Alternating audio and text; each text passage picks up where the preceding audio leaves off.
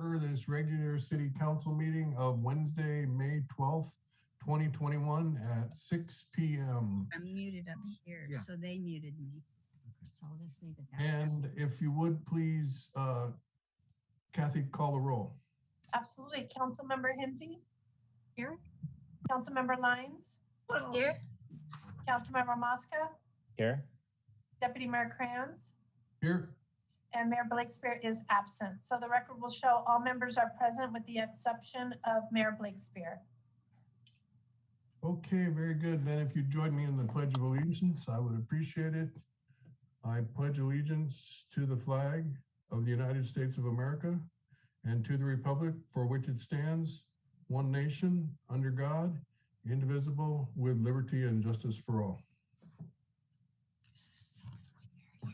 All right, so tonight we are going to start the meeting with some special presentations and proclamations.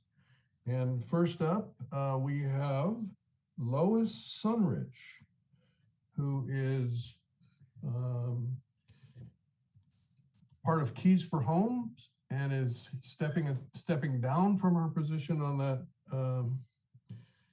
within that organization. And so we have a proclamation issued by the mayor of the city of Encinitas. Is Lois going to be able to join us again with her video?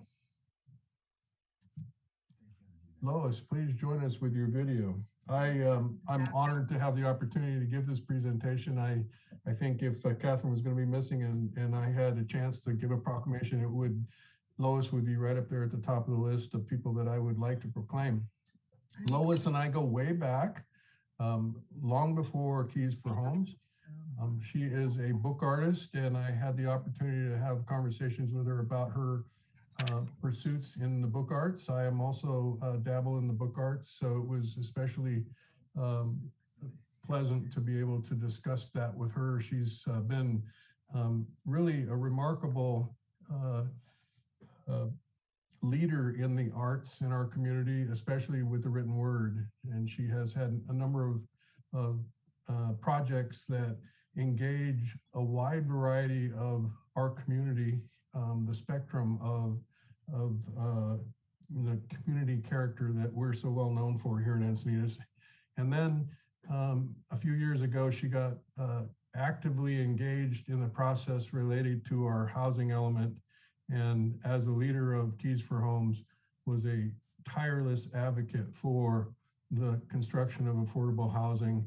And as we know in Encinitas, that started with the need to have a housing element that was state approved, and she was along for that entire process. So Lois, I thank you very much. If you are still there, it would be great if you could click on your camera so we could see you as I read this proclamation. Whereas Lois Sunrich was a founding member of Keys for Homes to advocate for the building of affordable homes in Encinitas, and whereas she provides a voice of hope for Encinitas seniors, workers, and families who are being priced out of the real estate market, and whereas she is committed to quality affordable homes being built in Encinitas by working with elected officials, community members, and leading stakeholders, and whereas she has provided a public face and voice to seniors and workforce community members by telling their stories, and whereas she is dedicated to giving those in Encinitas who work here but cannot afford to live or now retire here a place at the table through the Encinitas Affordable Resident Story Art Project. And whereas she supports an inclusive and sustainable Encinitas for seniors, hardworking community members, and future generations. And whereas her kindness, compassion, and respectful leadership has been instrumental in elevating the conversation around affordable housing. And whereas the city of Encinitas thanks Lois for her leadership, vision, and direction of Keys for Homes. Now, therefore, I, Catherine S. Blakespear, Mayor of the City of Encinitas, along with all Encinitas City Council members, do hereby present this proclamation to Lois Sunrich as an expression of our sincere and heartfelt respect for her contribution to our community and wish her continued success in her retirement. Presented this 12th day of May, 2021. And I still don't see Lois on. So I am here, and for some reason, Bob and I can't figure out how to get my picture in there, but I do have something I want to say. If it's okay, I'll just go ahead and. please do. Yes. Okay. When Bob Kent told me you wanted to do this to honor me, I instantly recoiled, even surprised myself at what a sudden, strong reaction I had. In that moment, I was so sure that it was somehow backwards. Oh, no, no, no. We don't want the spotlight on me. I have worked well for 50 years to help ensure those hidden in the culture get a chance to shine. And so, yes, my instant reaction was that if you put the spotlight on me, it will take it off of those we advocate for, and they will be in the shadows again. Of course, with just a little time to ponder what you wanted to do, I knew that was not true. And if anything, I was having the same exact response so many others have had when I have wanted to honor them. Somehow is just not right. But yes, now I understand. It is my turn to receive. I remember clearly, after 2 decades working as a community developer with women and youth all through San Diego County, from Imperial Beach to San Diego to El Cajon to Poway, how I longed to be able to work in my own hometown in Encinitas. It was through Maggie Houlihan and the original Arts Needs Assessment that I was able to finally begin investing my life work here in the mid 80s, which, as some of you know, 30 years later culminated in me being able to celebrate the lives of hidden treasures in our community. However, then what?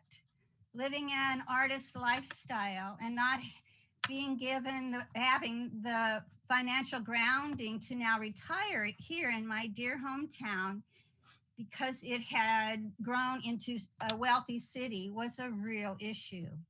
After taking my search all the way to Oregon, I came home knowing somehow I could not leave my deep-rooted tribe here, but with no idea what I was going to do. It was then that I met Sue Reynolds, who I hoped could help me. Instead, she said, "Lois, we need you. It is so hard for people like yourself to tell their stories." Well, that was it. The next thing I know, whenever it is helpful, was helpful, I am standing in front of you, trembling within our chambers, filled to the brim, inside and out, into the lobby and the parking lot with highly passionate folks who are there to let everyone know they did not want people like me in their neighborhoods. It was humbling, arduous, and a too often painful journey. And unfortunately, it's not just a struggle in Encinitas, because as we are seeing globally, the housing crisis journey is just beginning as homelessness becomes its own pandemic worldwide. And so please know, as you continue this urgent work, in my wildest dreams, I could never have imagined walking this path alongside you, much less ending my life's work by my own story being helpful to ensuring the quality of life in Encinitas. And finally, always know it was only because of your rare political courage that Bob and I created Keys for Homes, our offering to a mammoth David and Goliath undertaking. And so, yes, now, on behalf of Bob's wise, generous guidance and my dear Story Arts tribe, who have steadfastly supported me through the decades, and then also founded the Sunrich Retirements Fund so I can live here, as well as all the youth and women and men who've allowed me to midwife their life stories by being brought out of the shadows and honored in the world. Thank you. I wholeheartedly thank you for this extremely humbling honor. Very good. Thank you. Thank you. And as you know, Mayor Blakespeare is celebrating her grandmother's 100th birthday, and it was only a special celebration like that that could take her away from this opportunity to present this proclamation. And I know that she sent you an email and pointed out that she highly values all that you do and the way that you stand up and give voice to the humanity within all of us.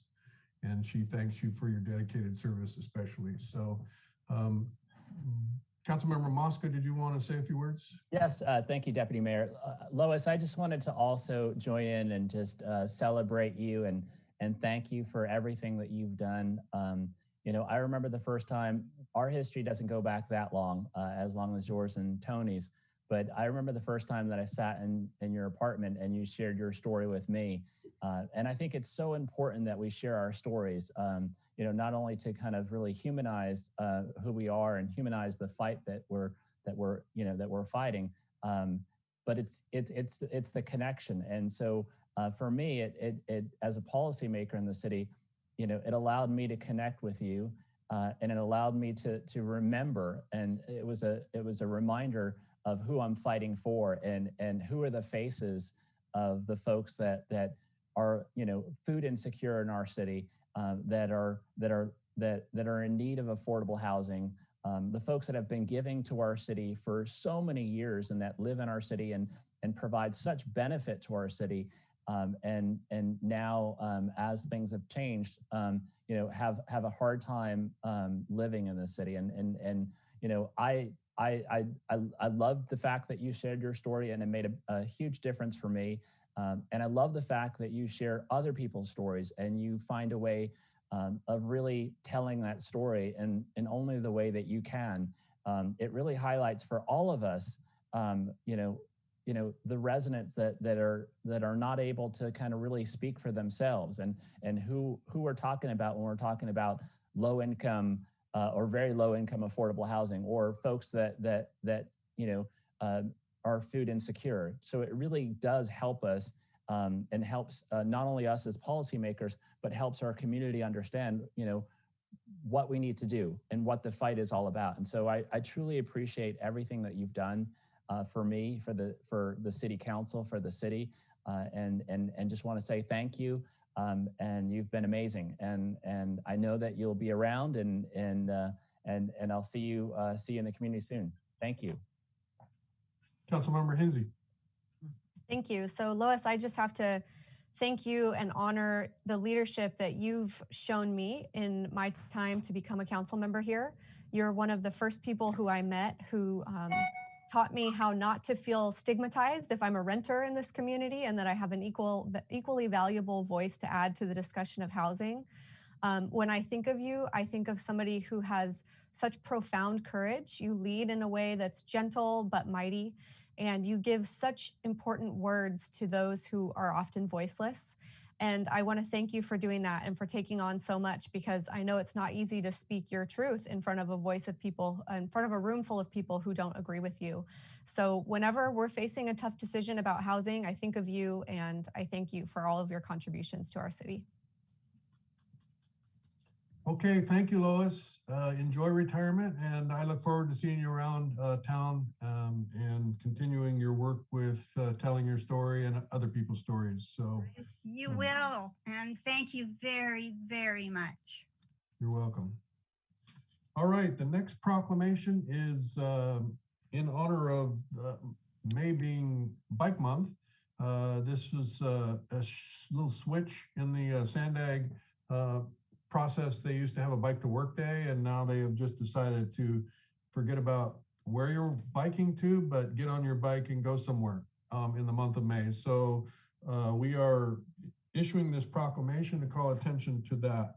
And whereas May is National Go by Bike Month, and whereas there are more than 41 miles of bikeways in Encinitas and 1,340 miles of bikeways in the San Diego region, and an average temperature of 71 degrees, making San Diego an optimal place to ride bikes all year round. And whereas Encinitas is home to and popular with many cycling groups, clubs, and enthusiasts, and the coastal corridor through Encinitas is one of the most traveled sections of California's coast by bicycle. And whereas Bike Month encourages new and regular riders to cycle for fun, fitness, community connection, and transportation. And whereas cycling is an emission-free, healthy transportation alternative that reduces traffic congestion and is an active way to have a positive impact on climate change. And whereas people who ride bikes experience both physical and mental health benefits through the fun and an inexpensive way of traveling. And whereas the city of Encinitas promotes safe and responsible use of shared roadways, multimodal paths, and trails, and continues to expand cycling infrastructure. And whereas in 2020, the city of Encinitas held its first annual Cyclavia Encinitas open street event, which I might add was organized by our current council member, Joy Lyons, who was a commissioner of the environment at that time. The first event of its kind in North County, and in 2021, due to COVID-19, held Cyclavia Encinitas in a virtual format with a focus on developing safe cycling resources, promoting access and opportunities to enjoy cycling in and around Encinitas. Now, therefore, I, Catherine Blakespeare, Mayor of the City of Encinitas, along with all City Council members, do hereby proclaim May 2021 as Bike Month in the City of Encinitas and encourage people young and old to enjoy Encinitas on a bike in the month of May and beyond. So that is the proclamation that I probably should have given when we're talking about item 10B tonight, which is the bike share program. But we have quite the bicycling theme here tonight. So I would hand this to somebody from Sandag, I think, maybe normally, but maybe they're here in spirit. So meanwhile, moving on now, we are going to get a presentation by Habitat for Humanity CEO, Mayor Lori Holt Filer, regarding the status of affordable home projects here in our city. Lori is doing a tremendous job of leading San Diego's Habitat for Humanity, but she has many years of experience as an elected leader in the city of Escondido and has brought that experience, I think, to the position that she has now at Habitat for Humanity. All right. Thank you. Thank you so much. I just wanted to give you a little update on the two homes, and what a great day for me to come after honoring Lois and Lois's work in your day. That's awesome. So we have our two homes, and if you've driven by, they're coming along quite well. We expect to sell the homes in July, so we'll have two new homeowners in come July. We're working to see if we could get the city to come out and do a build day one day before we complete this job, as we're able to come back. But I just wanted to give you a little bit of a picture of how we picked our families and who the families are going to be there. We had to do a virtual orientation. You have to attend an orientation in order to be able to purchase one of the homes. And we sent that orientation invite out to over 7,000 people that are on our list. The city was very helpful in advertising and putting this information out as well. And we appreciate their support in advertising this. 649 people watched the orientation. 145 people applied for the homes. So then we have to work through all of those applications. The city had a preference of somebody that lived in Encinitas, or worked in Encinitas. So out of the 145 that applied, 8 live in Encinitas and 6 work in Encinitas.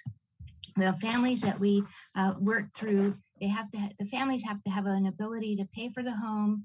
Their income has to be between 50 and 80% of the area median income, and they have to be willing to put in the sweat equity, and they can't have too much. They can have less than 15% debt. So you have to qualify in a number of ways. One of the families that applied had income of over 80%, so they did not qualify. 4 of the families that lived in or worked in the city had income of less than 50%, so they could not qualify either. So the 2 families that we have approved, and they are busy out there. If you go out and check out the site, you may find them working because they need to help build their homes. We have 2 families. One is a single mom who attended Cal State San Marcos. She double majored in criminology and sociology, and she has worked at the Community Resource Center in Encinitas as a domestic violence program manager for the past 8 years. I met her Saturday, and what a treat that was. She has a young child, a little boy, and they're very excited to be able to purchase a home. The second is a family of 4. The husband has worked as a landscape supervisor for Omni La Costa Resort and Spa since 1993. So that's over 28 years, a very stable family. And now he will be able to live. He's not in Encinitas, but he will be much closer than he was to be able to get to his jobs. They are out working on their homes. That's just a short update. If there's any questions, I'd be happy to answer them. Okay, I I'm see no ready for hands the raised, but showdown. I would like to say that I had an opportunity to tour the homes the other day. There was a lot of work going on. There was the women's group there that was going to be volunteering. And it was really remarkable to see all of the activities and the efforts that are going into this. And these families are going to have a wonderful place to live, and I look forward to welcoming them to our community. So with that, please accept my thanks for all the effort that you put into making this deal come together, and I look forward to your continued efforts to find properties in this region, and perhaps even in this city, that we can break ground on more Habitat for Humanity homes. We would love to do that. Yes. Let's do a build day too. I'm definitely down for that, Lori. Okay, and we're just now able to get some more volunteers back out on site on a regular basis. And as Tony said, it's Women Build right now, so lots of women are coming together to help us raise a little money to build those homes. But before we finish, we really do want the city to be able to come out. You all have talked about that, and we need to make it happen. Councilmember Lyons has her hand up. Yes, I just wanted to say hello, Lori. I want to congratulate you on all the hard work and the good outcomes that you're producing here in Encinitas, and I echo everyone else's sentiments that we hope we have the opportunity to do this more.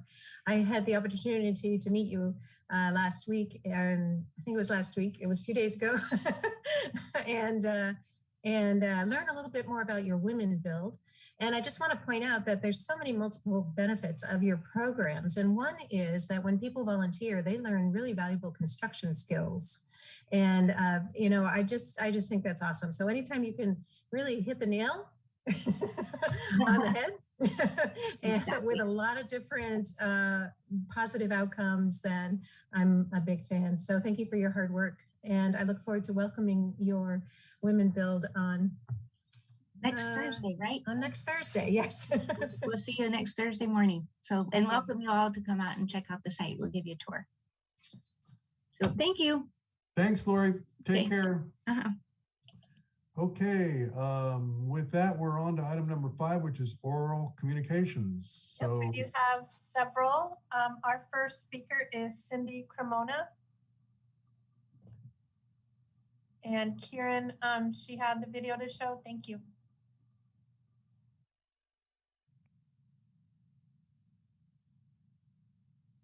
You can, there we go.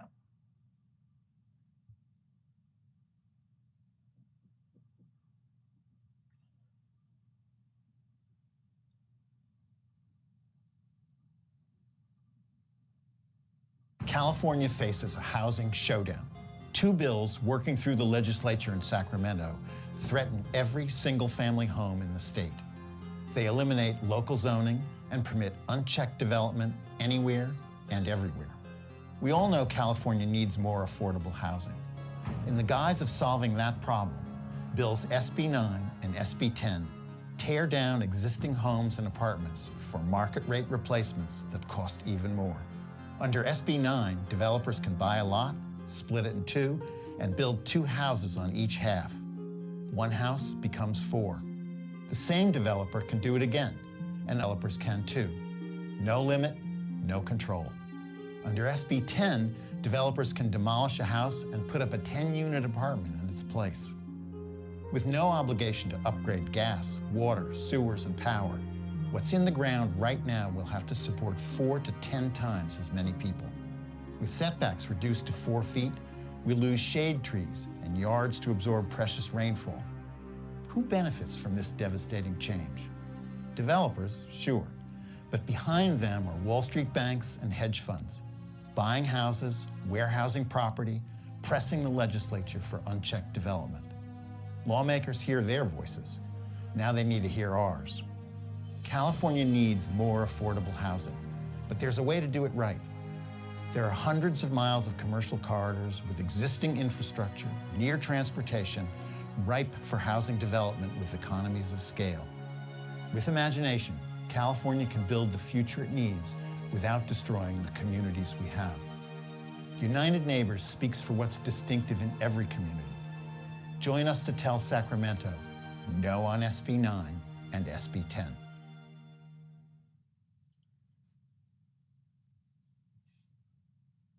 Cindy, did you have a few words you wanted to say? I did, and thank you, Kathy. Council members, as of May 11th, 2021, 65 California cities have passed resolutions supporting local control of their cities.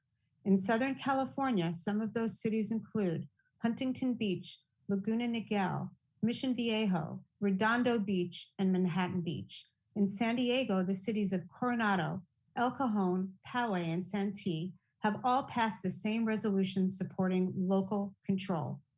Every time I receive an announcement citing another city pronouncing its resolution for local control, I ask, where is Encinitas? Why isn't Encinitas on this list?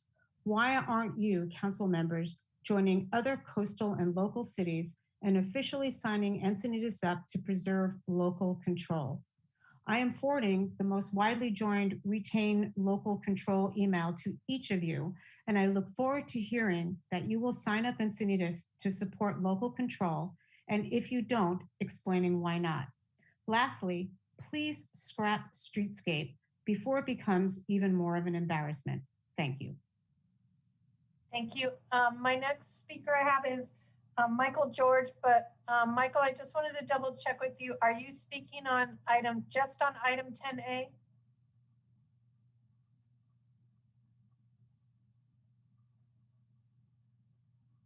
Okay, can you hear me? Yes, I can. Are you speaking just on item 10A, or did you also have an oral communication? I have an oral communication also. Okay, you can start when ready. Thank you. My name is Michael George. I'm the president of the Encinitas Bocce Club. I want you to know that Bocce is live and well on Encinitas. We have just completed resurfacing the courts for the community's use. We've been diligent in taking care of the courts for many, many years since they were started. And I also like to say a thank you to the Parks and Recreation Department for its help in acquiring shades for our bocce courts. They're in the process of getting them for us, and we really appreciate that. Many of our members are senior citizens, like myself, and the shade in the summertime, and even in the spring sometimes, is really a welcome thing. So we really appreciate their effort on that part. Now I want to put on another hat. I'm also the treasurer of the Skyloft Homeowner Association.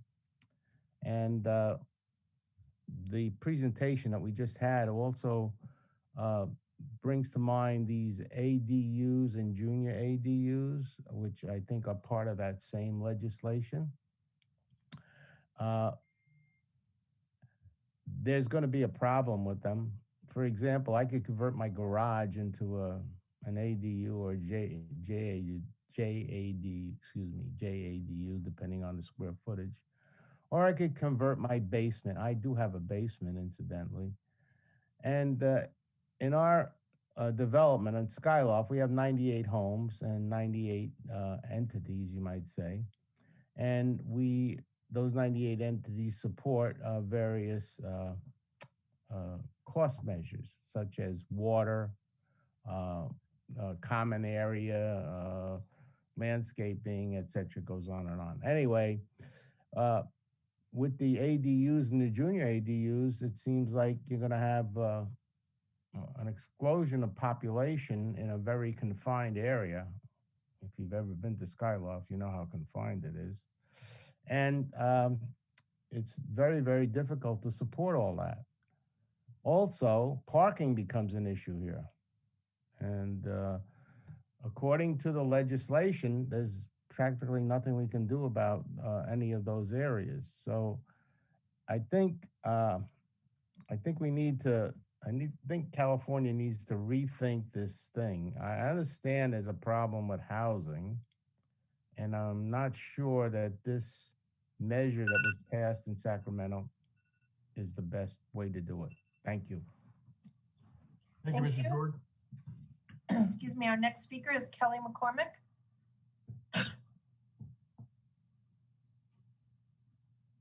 Good evening, this is Kelly McCormick.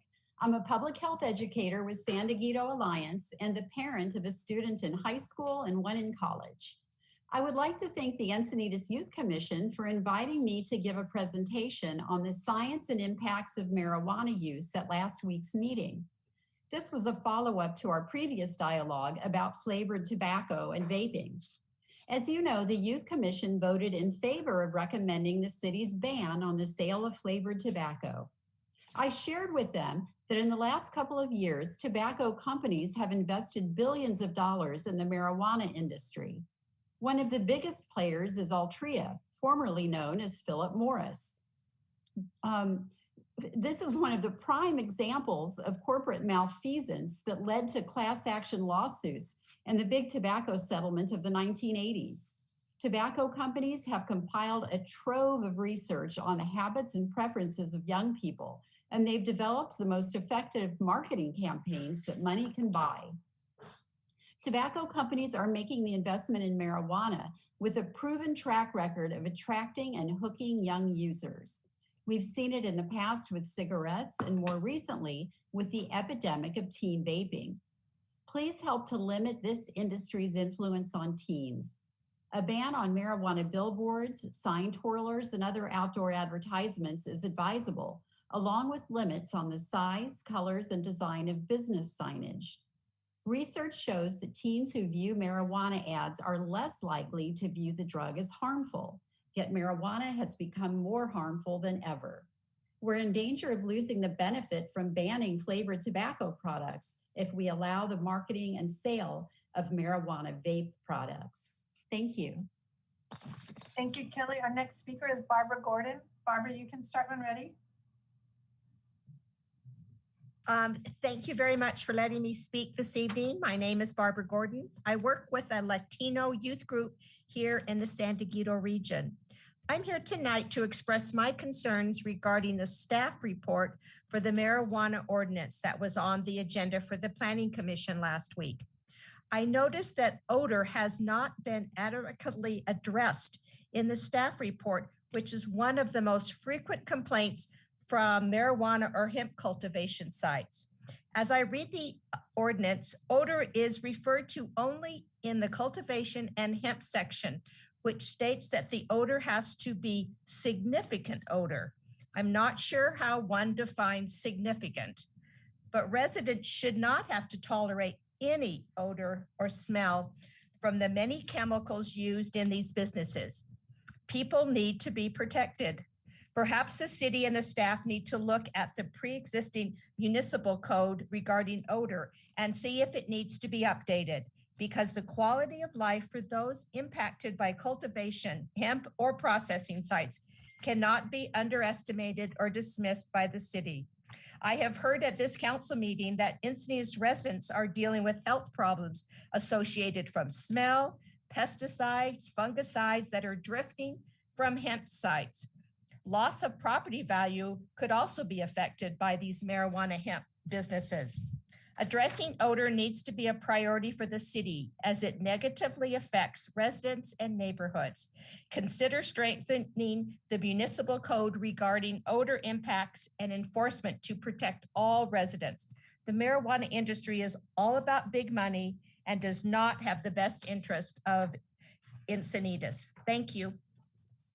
Thank you. Our next speaker is Nancy Logan. Nancy, you can start when ready.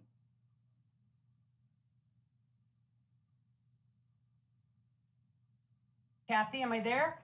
Yep, we can hear you. Okay. Good evening, Council. We appreciate the opportunity to speak at City Council meetings and other meetings like Planning Commission meetings. At last week's Planning Commission meeting on May 6th, there was an extremely packed agenda. In the beginning of the meeting, the commissioners spoke about how many agenda items there were and listed the number of speakers for each item.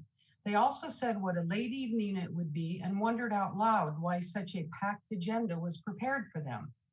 Item 8D, the public hearing to consider repealing Encinitas Municipal Code, Chapter 9.21, marijuana-related activities and uses in its entirety and amending zoning of the municipal code and the downtown Encinitas, North 101 corridor, Encinitas Ranch, and Cardiff specific plans had 17 speakers, by far the largest number of speakers per agenda items. And this agenda item had already been postponed from the April 1st Planning Commission meeting. The Planning Commission discussed moving the item forward to accommodate so many speakers. However, instead decided to go through the agenda in the order it was written. The meeting began at 6 p.m. while I and other speakers waited patiently for 4 hours until 10 p.m. only to have our item delayed until the May 20th meeting.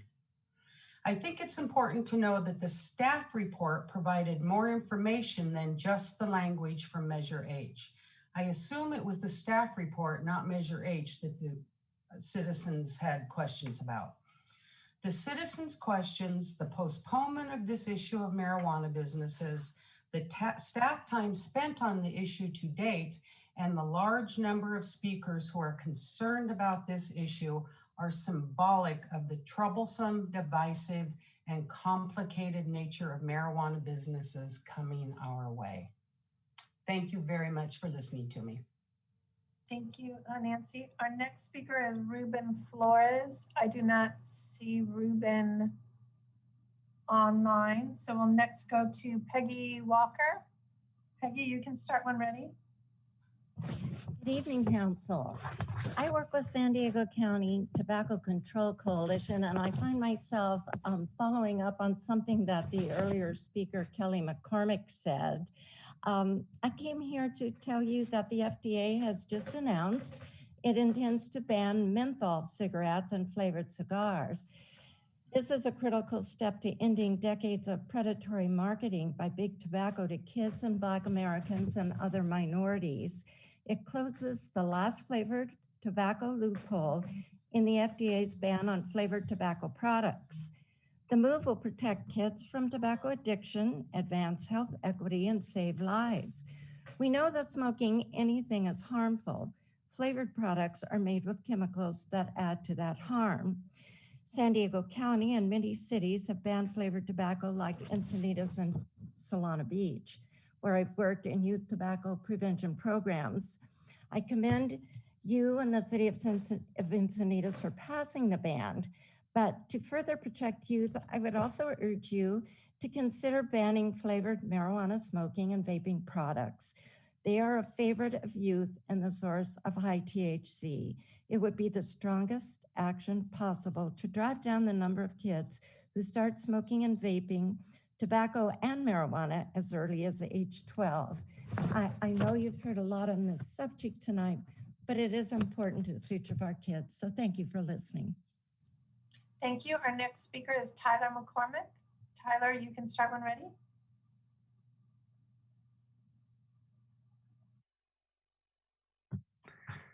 Good evening. My name is Tyler McCormick, and I'm a sophomore in high school. Have you noticed that warning labels are everywhere? Warnings are posted in stores and restaurants, and they come with almost every product you can buy. Some of the warnings seem ridiculous because they're so obvious to anyone who would be using the products. Cigarette packs come with warning labels saying that nicotine can cause cancer and addiction, but marijuana products don't come with a warning. I've read about a lawsuit in San Diego over the death of a flight attendant who died after eating an edible. A report from the Marijuana Prevention Initiative says that more than 10,000 people a year are admitted to emergency hospital departments in San Diego County due to consuming too much marijuana. And last year, a record number of people died on San Diego County roadways because of intoxicated drivers. The San Diego City Attorney wrote a newspaper editorial saying that there has been a significant increase in the number of drivers under the influence of marijuana. Marijuana use can lead to depression, anxiety, paranoia, and an increased risk of suicide. And it's well known that marijuana can be addictive, especially for people under 25. It doesn't make sense that far less dangerous products come with warning labels when marijuana does not. Thank you. Thank you. And then our next speaker, Ellen Burr. Ellen, I wanted to check with you. Are you speaking under oral communications or on item 10A or both?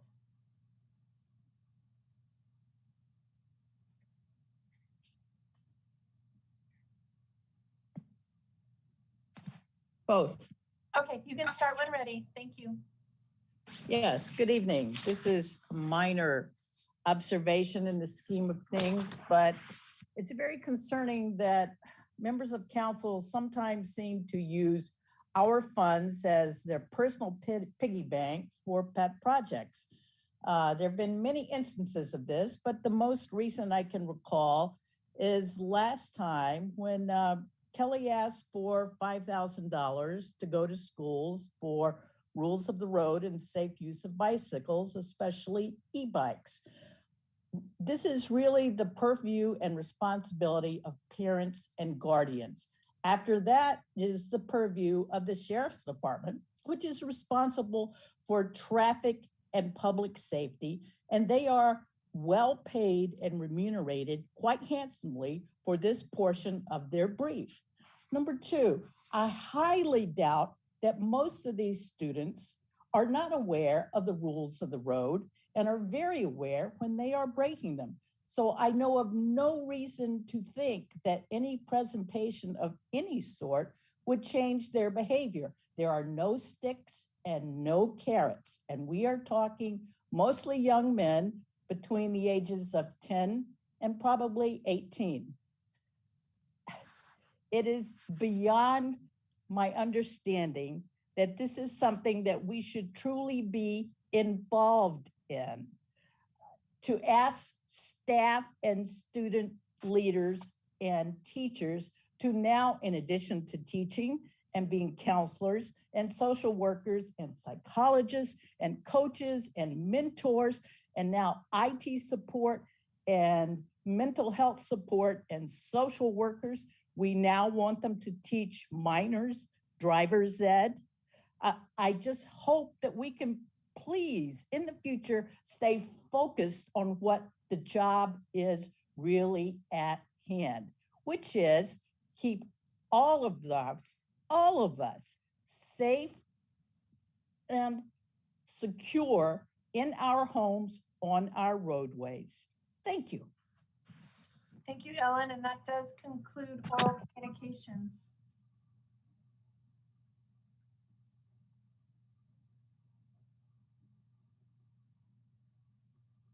Your Deputy Mayor, you're muted. Yeah, that was a rookie move, wasn't it? No. All right, moving on to item 6, which is a report from closed session, which we did not hold. So there will be no forthcoming report or report forthcoming. Changes to the agenda? There are no changes to the posted agenda. However, I did send out a correction to the minutes that you'll just consider when approving the consent calendar. And then moving to this consent calendar, no items have been removed by the public. Okay, thank you.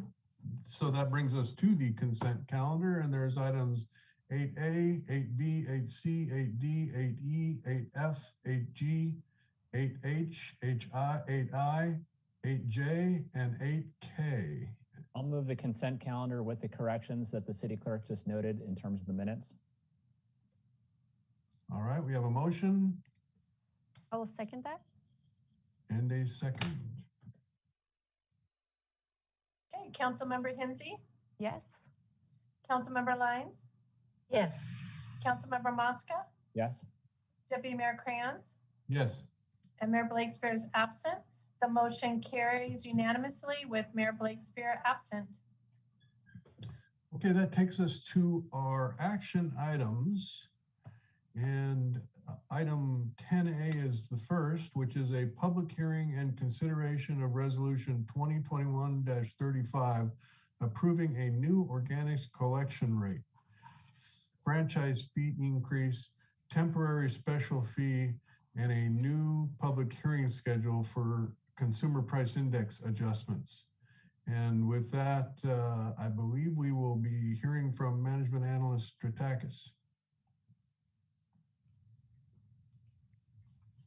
Good evening. We're actually going to be joined by Eric Steenblock, our environmental programs manager. He's going to provide a quick intro before I begin. Very good. All right. Can you all hear me okay?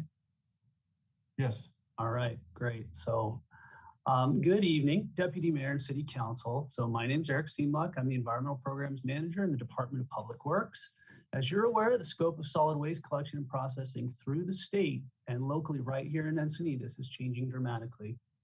Driven by State Assembly Bill 1826 and Senate Bill 1383, organic food waste must be collected and processed not only in compliance with state law, but to achieve large-scale reductions in greenhouse gas emissions from landfills and to change the trajectory of global climate change. The City of Encinitas is well positioned to take this transition to roll out organic collection community-wide. The city's franchise waste hauler, EDCO, has completed construction on an aerobic digester facility where this new waste stream will be processed efficiently and effectively. So to meet the demands of collection, processing, and supportive programming, new solid waste rates are being presented at tonight's public hearing.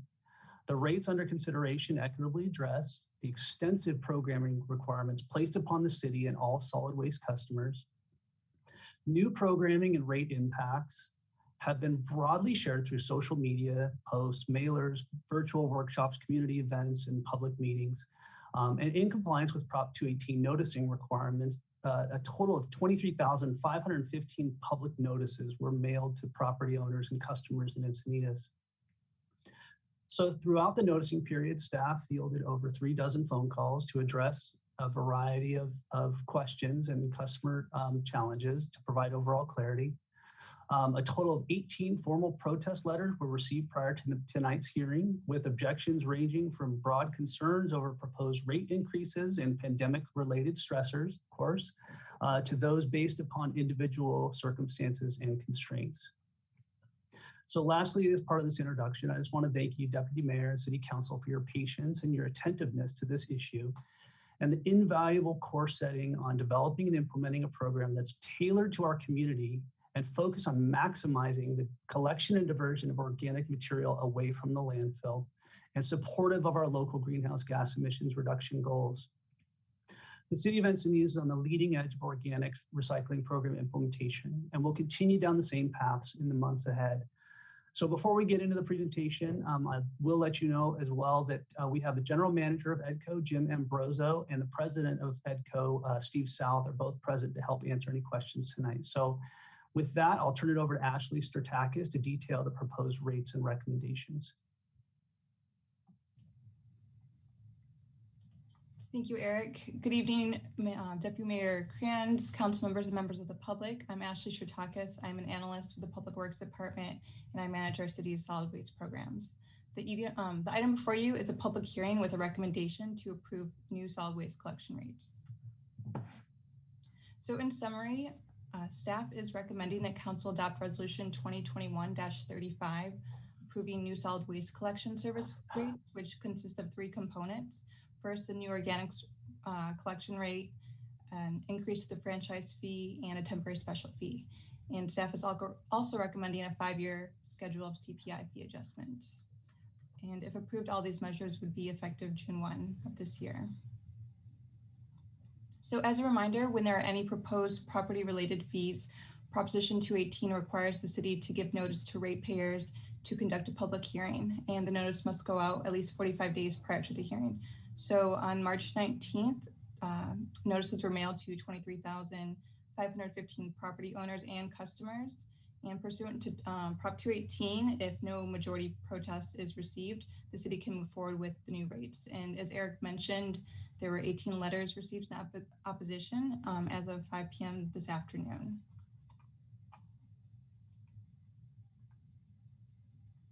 So as you all know, the city has an exclusive franchise agreement with EDCO for residential and commercial solid waste and recycling services. And in that agreement, there's a methodology for setting rates. And that permits EDCO to adjust rates based on different circumstances, such as cost of living adjustments, RISWA, landfill disposal fee increases, and extraordinary circumstances. So in this case, there's a new law, as Eric mentioned, and you all know by now, SB 1383, and it's requiring everyone to recycle their organics, and is the reason that EDCO is requesting this new organics rate. So as a refresher, SB 1383 requires Californians to reduce organic waste disposal by 50% by 2020 and then 75% by 2025. And the city must start meeting these requirements on January 1st, 2022. So this slide has been presented several times over the last few months, and it reviews what the city is responsible for, as well as our status on compliance. And the focus tonight is on the collection and processing requirements, which is a key driver for the organics rate proposed by EDCO. And it's also worth mentioning that this will help the city meet its climate action plan goals, which include diverting 80% of waste from the landfills by 2030. So as Eric mentioned, to address the SB 1383 collection requirement, EDCO has built an anaerobic digestion facility to recycle food waste with green waste and also provide curbside collection to residents and businesses here in Encinitas. So the rates you see here are brand new and will be added to the current rate. So for all residential service levels, the rate will be $3.88 for organics collection. And then for commercial, as you can see, it varies quite a bit. EDCO is going to work with each customer to assess the most appropriate service. So for example, in some cases, some businesses will be able to reduce their trash service levels once they begin collecting organics. So the second component of the fee increase proposed is a franchise fee increase. The current franchise fee is 5%, and staff is recommending it be increased to 10% for several reasons. First, current solid waste programs are underfunded. For fiscal year 22, a budget shortfall of slightly over $200,000 is projected, and this shortfall will continue to increase each year and put the fund balance in the negative within the next few years. And this is due to a number of reasons, including declining recycling revenue, which is what a lot of cities are experiencing across the country given China's national sword policy from a few years ago. And we also have increasing contract costs, and then revenue sources are not receiving a CPI increase. So while these contract costs go up, revenues remain stagnant or decrease in the case of recycling. And to give you an idea, some of these contracts include street sweeping, environmental education, such as waste diversion in schools provided by BCK programs, composting workshops by the Solana Center, and then zero waste workshops in an annual fair provided by I Live a Clean San Diego. And then under the program, we also have household hazardous waste collection, which has increased a great deal during the pandemic. And so as a solid waste fund, as it is now, with operating costs outpacing revenues, the fund balance will be in the red by fiscal year 2024, or else these contract services will need to be reduced. And then the second reason for increasing the franchise fee is to account for new SB 1383 programming that the city will need to implement, and that will cost up to an additional $240,000 per year. So revenue from increasing the franchise fee from 5 to 10% will support the current programs just described, as well as the anticipated new programs to comply with 1383. And then the third component of the fee increase proposed is a temporary special fee, which is 94 cents per month for 12 months. And this covers the distribution to every household of these kitchen caddies, as well as paper bags and educational materials. And if this is passed, then they'll start distribution of these next Monday. And it's also, I wanted to mention that based on looking at case studies of other cities who have implemented organics collection programs for residential customers, this is a really effective way to increase participation and make a successful program. So here's a summary, the examples of new residential rates. For a 35-gallon residential cart, customers will see a monthly increase of $5.78. So their new total will be $20.28. And then for most residents, you have the 95-gallon cart, and they will see an increase of $6.18 per month for a total of $20.33. And then for commercial and multifamily customers, these again are example scenarios. It's going to vary based on a review with EDCO that each customer will go through. So as you see here, we have a 3-yard bin serviced once per week. And if they receive a 65-gallon food waste cart, their monthly total would be $202.97. And then if they had a 3-yard bin, again, a 3-yard bin commercial, 3-yard bin serviced once a week with a 2 cubic yard food waste bin, their total would be $274.92. But unlike the start date for June 1st for residential, EDCO is very sensitive to what restaurants and businesses have been going through. And so enrollment won't start until early fall, and it will be on a rolling basis. And again, EDCO will be working with them individually to figure out what their best needs are. And then finally, staff is also recommending council adopt a schedule of fees for automatic adjustments for a period not to exceed 5 years, which is permitted by section 53756 of the California Government Code. And this item is intended to create efficiency and save costs.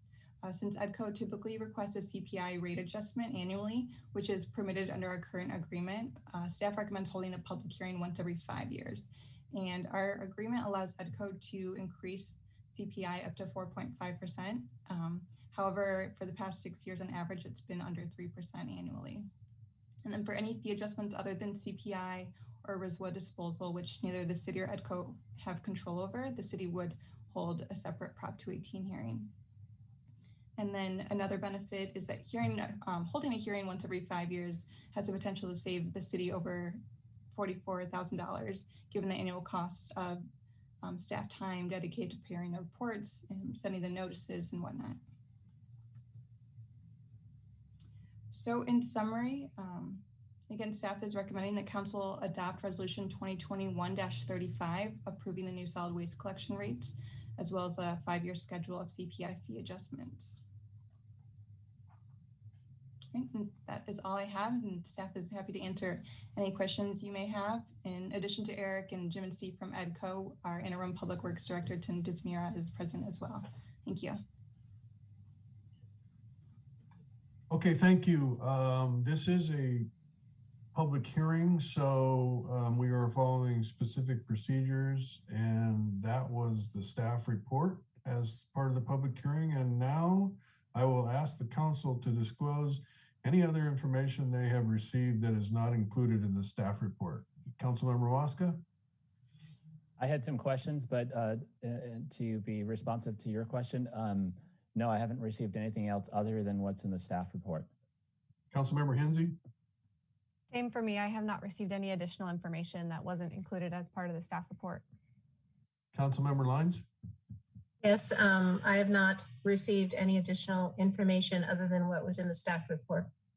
And I have nothing to disclose either. So that takes us to preliminary questions, of which Councilmember Mosca has one or two or three. Yes. So thank you, Eric. Thank you guys for this presentation. And a couple questions. So reduction of trash service. We talked a little bit about within the commercial space. I'm wondering too whether this is applicable residential.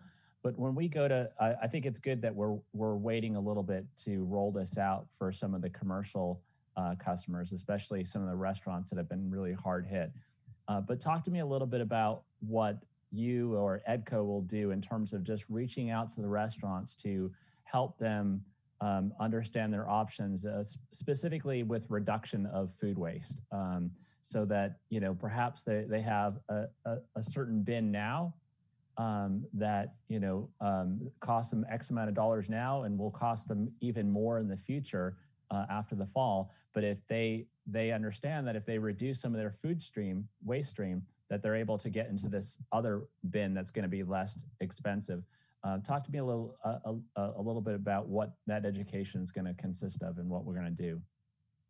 Okay, great. Thank you. That's a really important question, and definitely the impacts on the commercial sector are not lost on us in any of this process. So I'm going to kind of defer how EDCO is going to approach that to the EDCO representatives here, but I think it's an important thing to identify too, that we're also adding on to those services.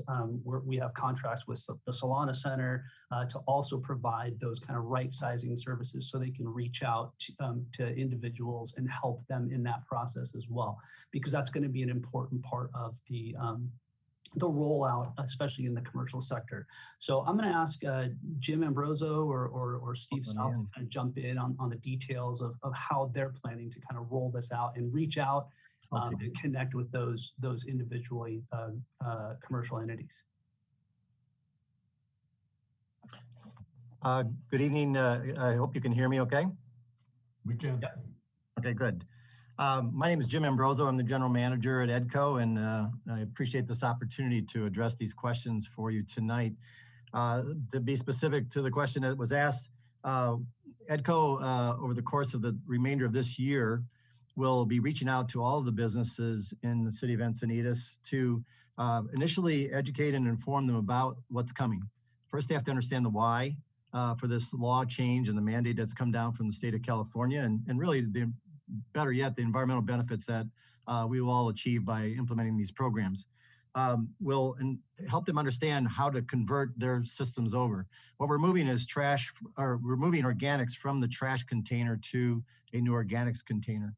And if they do a good job, and we'll help them do that, they will be able to see a reduction in their trash service costs that can help offset the cost of the new organics program. It really is an educational requirement to do this, to look at their specific needs. Some can accommodate it better than others. And we have met with various restaurant owners, grocery stores. Those who have a lot of organic waste today we know can do a really good job at separating and reducing their trash needs. It can be fairly substantial. So that's the plan, is to meet and educate, to inform and assist them in making these conversions so that they can adapt the program with the minimal cost. Yeah, that's great, and hopefully, Jim and Eric, we're connecting with the Chamber of Commerce and some of the business associations so that we can make this conversation as easy as possible. Just making those connections. Jim, while you're here, can you so after the customer puts the organics in the bin, tell us a little bit more for the benefit of the public. Tell us a little bit more about where where the organics go after that, and tell us a little bit about the anaerobic digester, because we talked about an anaerobic digester, but I'm sure it's lost on most viewing audience that they're like, what's an anaerobic digester? What is it doing? So maybe like high level, what happens after the food waste goes in the bin and then goes into the truck and then goes to your facility. Yeah, thank you for that question. The organic waste that we collect from the various containers is taken to our anaerobic digester facility, which is located in the city of Escondido. There we commingle the green waste and the food waste together.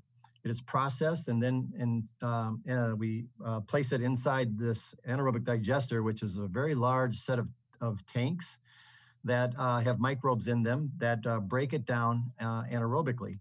That means without oxygen. And so in that process, they produce a couple byproducts. One of them is methane gas.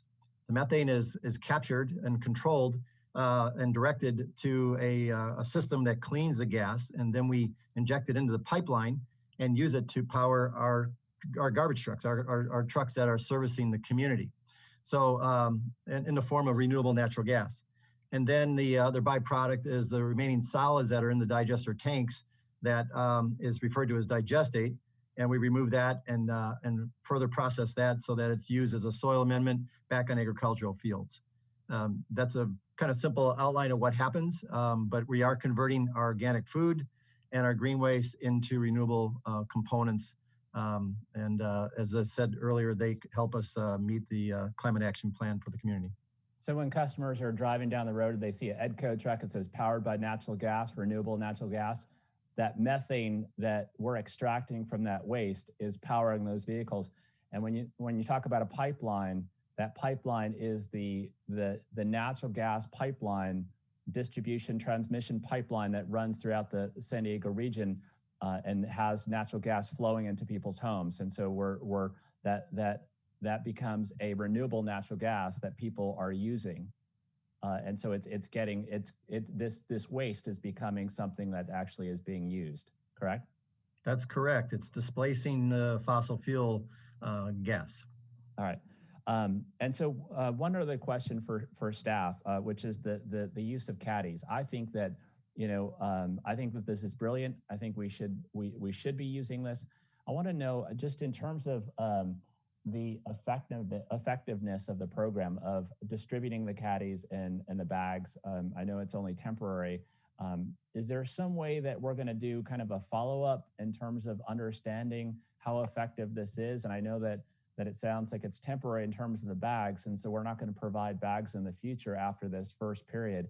But perhaps we should know as policymakers whether the bags actually were effective, and maybe we want to do something like that in the future, because we want to make it as easy as possible for residents to be able to utilize this system. So just wondering if we're going to collect data and have some information data points for us in the future to kind of really see what we can do to make this as effective as possible.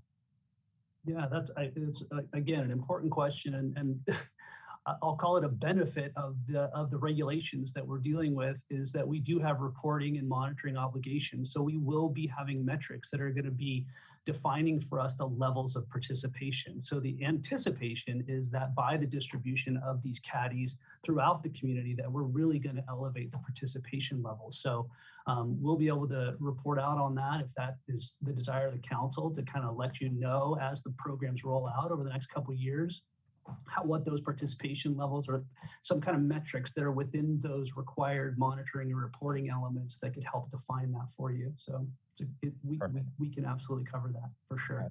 Great, and thank we'll you. add to that. We are working with Solana Center to send out a survey to residents, so that's in development. And we probably at the 6-month mark is when we'll distribute it to see what individual experiences are, and then we'll really be able to focus our messaging and marketing to see what barriers there might still be and to address those. Wait, so what about that, Ashley? So if you have... Hold on, Joe. Councilmember Mosca, I think your questions are less preliminary and more to the council discussion and action. So maybe I can check in with Councilmember Lyons. Is yours a preliminary question, or would you consider it to be part of council discussion?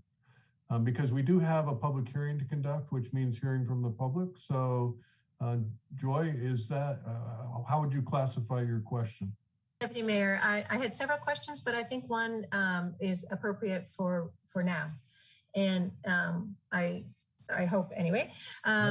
The Solana Center is involved. I understand Eric did present that, and Ashley kind of extended that. I would like a little more clarity on what else the Solana Center is doing, because I feel like that educational component is important for this to roll out well. Can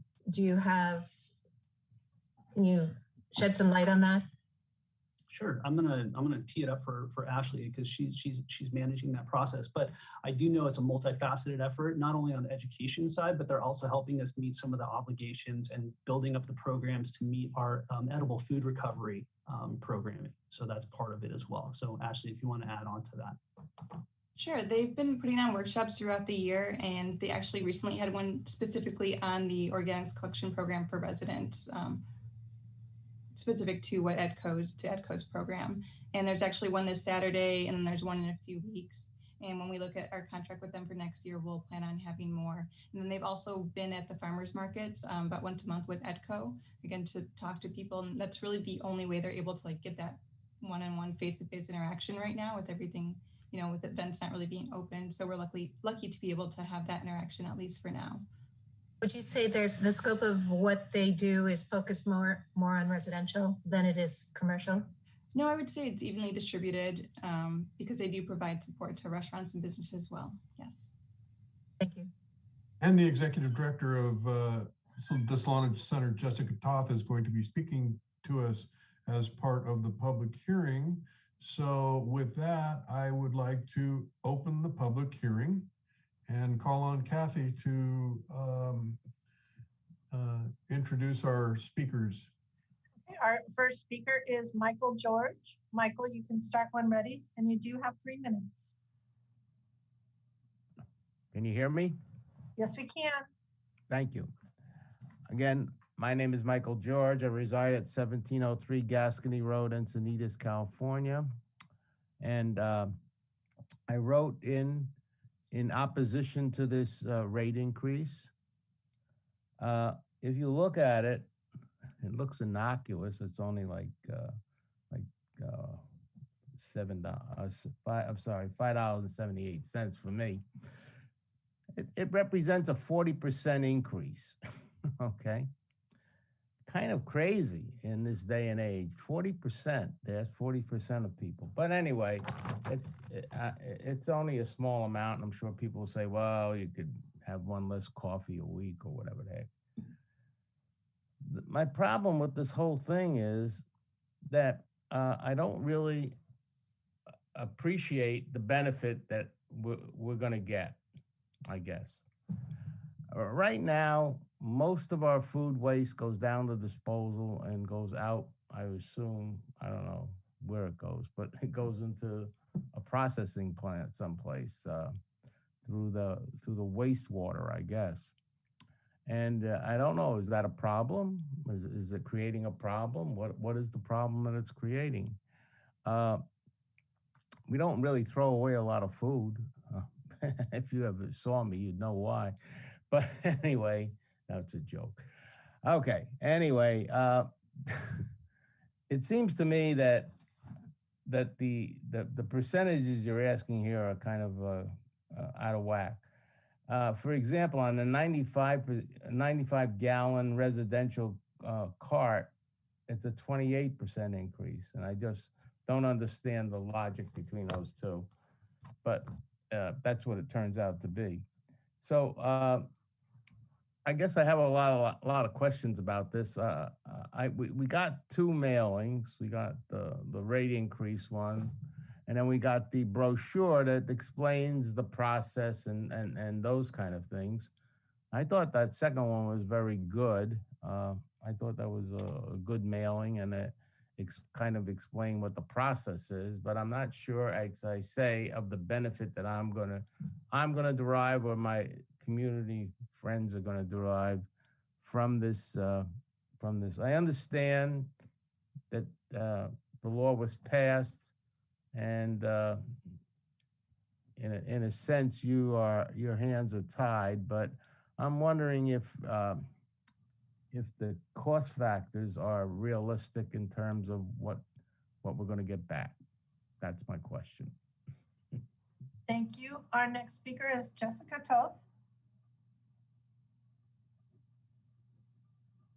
Hi, this is Jessica, and please just confirm that you can hear me okay. Yes, we can hear you, Jessica. Great. I'm Jessica Toth. I'm a Cardiff resident, and I am also the executive director of the Encinitas-based Solana Center for Environmental Innovation. I'm very excited to see progress toward keeping food waste out of our landfills, and I want to emphasize the reasons that we are doing this. So landfill-bound organic waste is a significant contributor to greenhouse gases. And to give you an idea of the scale, with 63,000 residents that we have in Encinitas, as a community, we're generating 1.3 million pounds of food waste a month. And when that's landfilled, we're releasing about 2,000 metric tons of very potent greenhouse gases a year. So that's why the state is really encouraging that we keep the food waste out of our landfills. Food waste also contains valuable resources that can be used to enhance our soil through compost and can be converted to generate renewable natural gas, as is going to be done with our Encinitas food and yard waste through this new EDCO service, just as Jim Ambroso was describing a bit earlier. In Encinitas, we have had curbside yard waste pickup for many years. What we haven't had is this food waste pickup. That's the part that's new. And we're fortunate to have a very responsive hauler, EDCO, to collect and process our food waste. And they've extended their operations quite significantly to add this anaerobic digestion facility, which is going to process our food waste soon. And as Encinitas makes progress toward meeting its climate action goals, service to collect food waste right from our homes with curbside pickup is going to go a long way toward addressing that climate action plan. I'm a longtime Cardiff resident. I'm happy to pay the minimal new residential hauling rate to contribute our part in supporting our environment and reducing the amount of climate warming greenhouse gases released from our food waste. So in summary, I want to say I wholeheartedly support the new service and the rate increase. Many cities throughout the country have successfully implemented similar programs. In fact, at Solana Center, we often meet people who've recently moved here from Northern California, and they're perplexed that there's no curbside pickup of food waste. For them, it's become second nature to sort their food scrap from their other waste. Residents and businesses will find that we can sort our food waste just as we've been doing for decades with recyclable materials. It's not that hard and it's not that icky. And finally, as Ashley said in her presentation this evening, you can even downside your waste service. That is, you'll probably find that you can get a smaller size trash container, that's the gray one, when you separate out your food waste. So you can actually save money by sending less waste to the landfill. And I'll just say briefly, we actually have a very low cost for throwing material in our landfill in this community. It's much lower in San Diego than it is in most parts of the nation. So it's actually being subsidized indirectly. Thank you so much. Thank you, Jessica. And our next speaker is Ellen Burr. Ellen, you can start when ready. Can you hear me? Yes, we can. Okay. I'm opposed to this mostly because I still feel that at the residential level, this has not totally been thought through.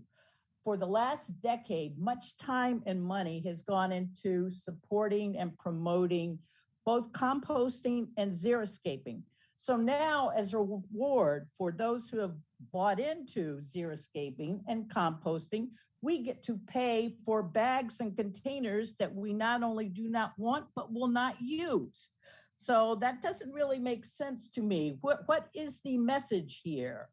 I need to use more food so I can put more green waste out in the cart, which I very rarely use. Finally, I do not understand why the most abundant at the residential level amount of biodegradable organic waste is pet waste. And I have been informed that pet waste will still go in the gray container. For centuries, civilizations have used and still continue to use pet waste, animal waste, as a source of not only fertilizer, manure, but energy, power, heating, cooking sources. So not only are we not addressing the largest, I am sure, unless someone has a huge family or is running a catering business out of their home, not only are we ignoring the contribution of pet waste, but not only that, the city is spending thousands of dollars on bags for the pet waste that I assume cannot be composted. So this is not equitable at all. And I do not see how this is a win for anyone and why we didn't go out and look for somebody else as a provider besides this company. I don't know. Thank you. Thank you. And Deputy Mayor Kramer, that does conclude public speakers on this item. Okay. Sure. Then with that, I am closing the public hearing and we will now have council discussion and any action. Councilmember Mosca, I interrupted your previous questions, so continue. Yeah, so Ashley, I was just asking, and I think a couple of other speakers hit on this. And so in terms of our success with Solana Center and really educating residents about reducing the amount of food waste that goes into the bins. I'm clear on the education that will happen with the commercial on the commercial side, but on the residential side, we talked about the fact that this education, continuing education, which is a good thing, could also help them save money by reducing the amount of food waste, and and thereby they don't have as much going into bins. But how does that happen? Because if it's being commingled with the green waste, how are they just kind of get a smaller green waste bin, or how are they able to see the difference in their bill? So go ahead, Ashley. Really quick, if I understand the question correctly, if they have, most residents have a 95-gallon container, or for all three, for recycling, green waste, and trash. And so if they are recycling more food waste into their, diverting it to their green waste bin, they can reduce their trash size to a 35-gallon and save money that way. Is that what you're asking? Yeah, I mean, so in theory, there may be some folks that are completely composting at this point, and they're not putting any organics or food waste into their green bin. And so how will that be reflected in their bill? How will their bill go down because of the fact that they're not actually putting any food waste into any of the bins? I think there's a couple of things going on there. I'm going to defer to Edco to kind of fill in some of the blanks, but I think one of the important parts that to distinguish too with the processing that we're allowing here is there's also a new waste stream that can go into this green card, and it's soiled napkins and paper plates and pizza boxes and meat and bones and even wood broken down into small pieces. So the idea is, if all that stuff is no longer going into the gray cart and it's going into the green cart, then the gray cart can be downsized.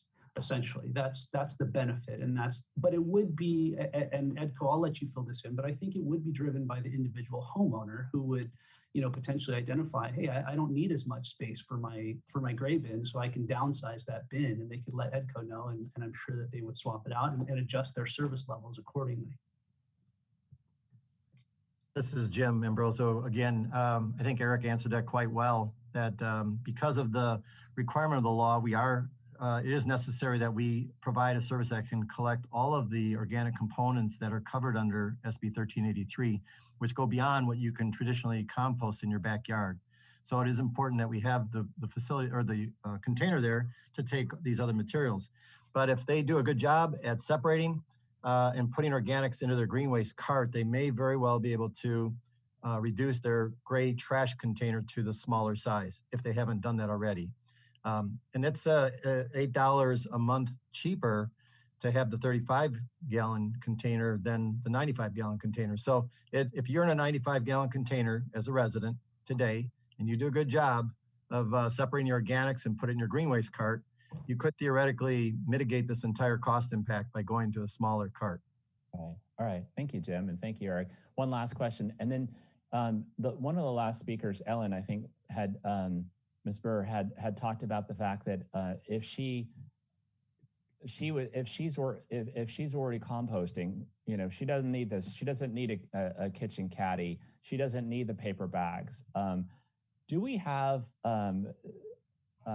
First of all, I think that Ashley, you had put up a number of, it was like 98 cents or something like that. And so I assume that we're basically providing everybody with all of the kitchen caddy and the bags, because it would be difficult to kind of break down who doesn't need one, and it's probably de minimis in terms of what the savings would be. Is that true? That is correct. All right, and then so in the future, all right, perfect. No, that's fine. So there, we're charging just because it's impossible to understand who would use it and who wouldn't use it, and the cost of spreading it out over everybody. I mean, it's not that much. All right. I had one other question. All right, I'm good. Thank you. Councilmember Hensy. Thank you. Yeah, I'm really excited we're at this point where we're about to adopt this and roll out the program this summer because it's well thought out. We've taken a lot of time to put in input and get to the point where we're at. So am I correct in that right now with our yard waste bins, we're not using it for natural gas? We don't go through the same process with it. We might find some value for mulch, but we're not quite capturing all of the potential for the natural gas from our yard waste. Is that correct? Yeah, this is Jim again. You are correct. Presently, and until we built the digester, all of the green waste was taken to a compost facility and composted. Unfortunately, we couldn't add the other components that we can now add, like we said, the broader spectrum of organic materials like meat and bones and paper products, the pizza box, that kind of stuff. But now we can add those things and now we can digest them. Yeah, that's great. And I think that there are a lot of people in Encinitas who are like Mr. George and Miss Burr who have already reduced their waste to the point that they might not have a lot of food waste, which is great. And we should all be shooting for that. But I think being able to use your yard waste as a source of energy in the future and not contribute to the greenhouse gases is what we're going to all be collectively paying for. And so that's, to me, a really important value that we're getting from this program. Something that I was thinking as I read through the staff report is that we're really seeing a shift in the value of our organics waste going up with this program, but due to other factors, the value of our recycled goods that go down. And when in Encinitas growing up in our schools, we had to learn how to sort, and we had to make sure to put the right recycle number with the right bin, and the city didn't recycle everything. So we're sort of moving away from that now. And I'm curious to hear, one, if we're going to retailer the BCK programs that we do with our schools to be more about zero waste and less about sorting recyclables. And two, if you could just talk to us a little bit about the picture for recycling going forward. Are we going to see a time in the future where we're not even collecting recyclables because there's no secondary market for it? I know that's not the issue at hand tonight, but just thinking down the road, maybe help us understand that. So Well, go ahead, Eric. I can just feel on the BCK and the schools, we are continuing to modulate those programs and adjust and go towards this zero waste approach in terms of adjusting it for recycling and how those markets are changing and emerging. I'm going to let Edco go ahead and take that question, but we are working closely with BCK to continue to navigate those programs and evolve them appropriately. Go ahead, Jim. So as was stated earlier, over the last several years, due to the China sword, the value of recyclables did go down, and it did bring into question our ability to recycle some of it. But over those years, in the last several years, EDCO has always found a market to take recyclable material and to move it back into a reuse somewhere. So today, and I think into the future, we will continue to have markets, whether it be domestically or foreign, where we can move material and create new products and recycle goods. I think as we look at the future, hopefully all of us will be looking at our 3 containers and saying, what can I divert away from that trash container? We've done a good job on the recyclables, and we need to continue to do that. EDCO will continue to promote and educate and help our customers understand what they can separate, how to clean it, how to make sure that it's something that we can then collect and market. At the same time, we're going to show how we can separate our organics. And what we will see is that trash container will have less and less material in it. My own personal experience, and I'll share with you, is that since my wife and I have been doing this, we barely generate 1 bag of trash a week now. And I know the others will have the same experience if they really do adhere to the organic separation plan that we're putting forward. Thank you. And then one last question based on Ms. Burr's question about pet waste. Is that accurate that it would still go in the gray bin? Yes, it is. We are asking folks not to include that in the green waste bin today. A lot of it is collected in plastic bags, and plastic bags are something that we have to remove before it goes into the digester. And opening those bags and dealing with pet waste is something that we have to find a better way to handle before we allow that. So today, pet waste will continue to go into the gray container. Got it. Okay, thank you very much. Councilmember Lyons. Thank you, Deputy Mayor Kranz. I have 2 questions, and they're actually very different. The first one is, I remember when this item was first introduced at the Environmental Commission several years ago when I was serving on the Environmental Commission. And one of the things that I thought at the time was that it's a real opportunity for what they call a teaching moment, because a lot of us don't know what happens behind the veil of when our garbage is taken away. You know, we just like, oh, we're happy that it's taken away. But I know that EDCO has this anaerobic digester, and that it's actually a really amazing process.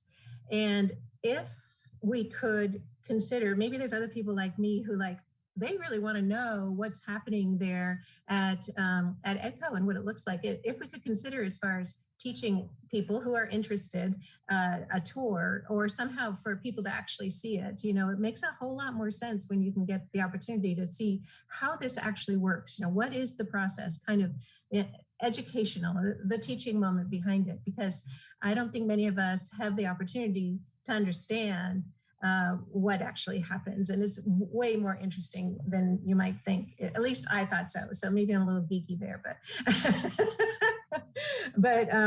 but yeah, probably for sure I am.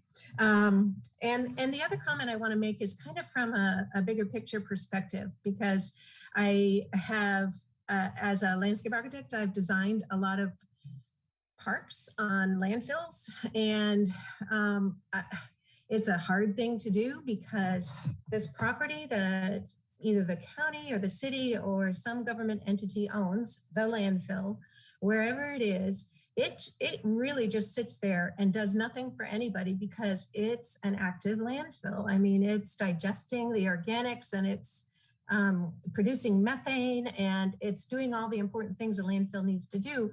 But otherwise, it's just making the land unusable for decades.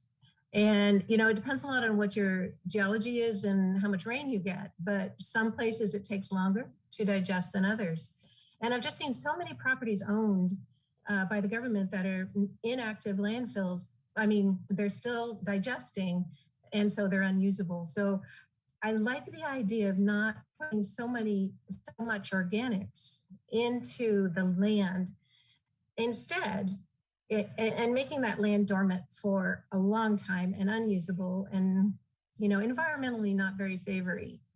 Instead, we're diverting it to the aerobic digesters and using it to fuel the trucks. I mean, this makes a whole lot of sense as far as energy and recycling.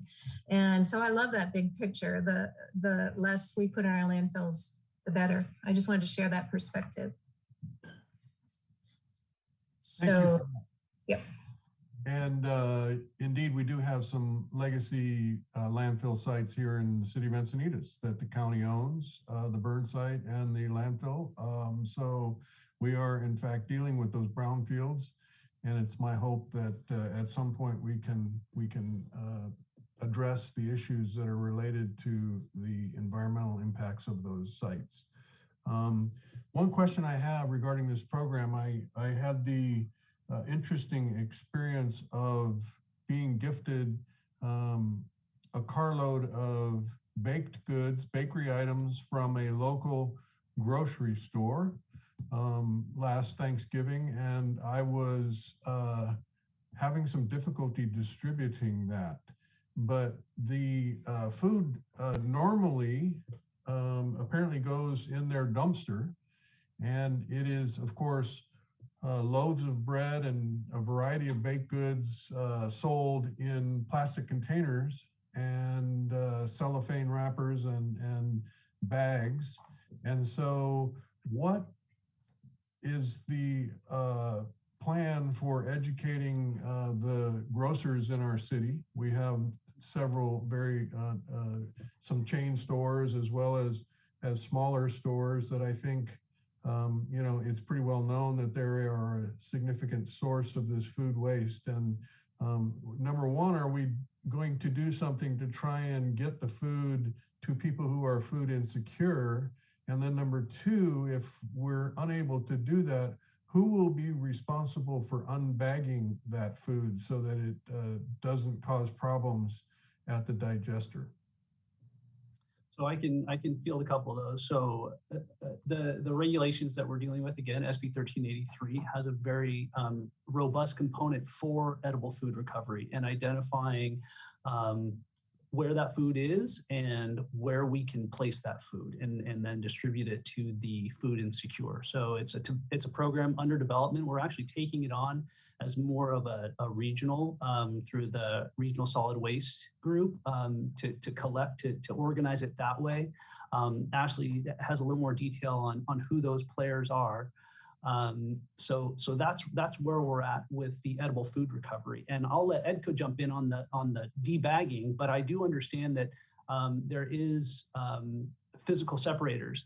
There's a process for doing that to essentially debag or remove organic material that would ultimately go into the digester from those plastic bags. Edco, I'll let you guys, either Jim or Steve, jump in on that one. But first, actually, Ashley, why don't you give some more on the edible food recovery, and then we'll bounce back on the bags. Sure. So to address the edible food recovery component of SB 1383, the city is working with the other cities, the EDCO cities, through the Regional Solid Waste Association, as Eric mentioned, RISWA.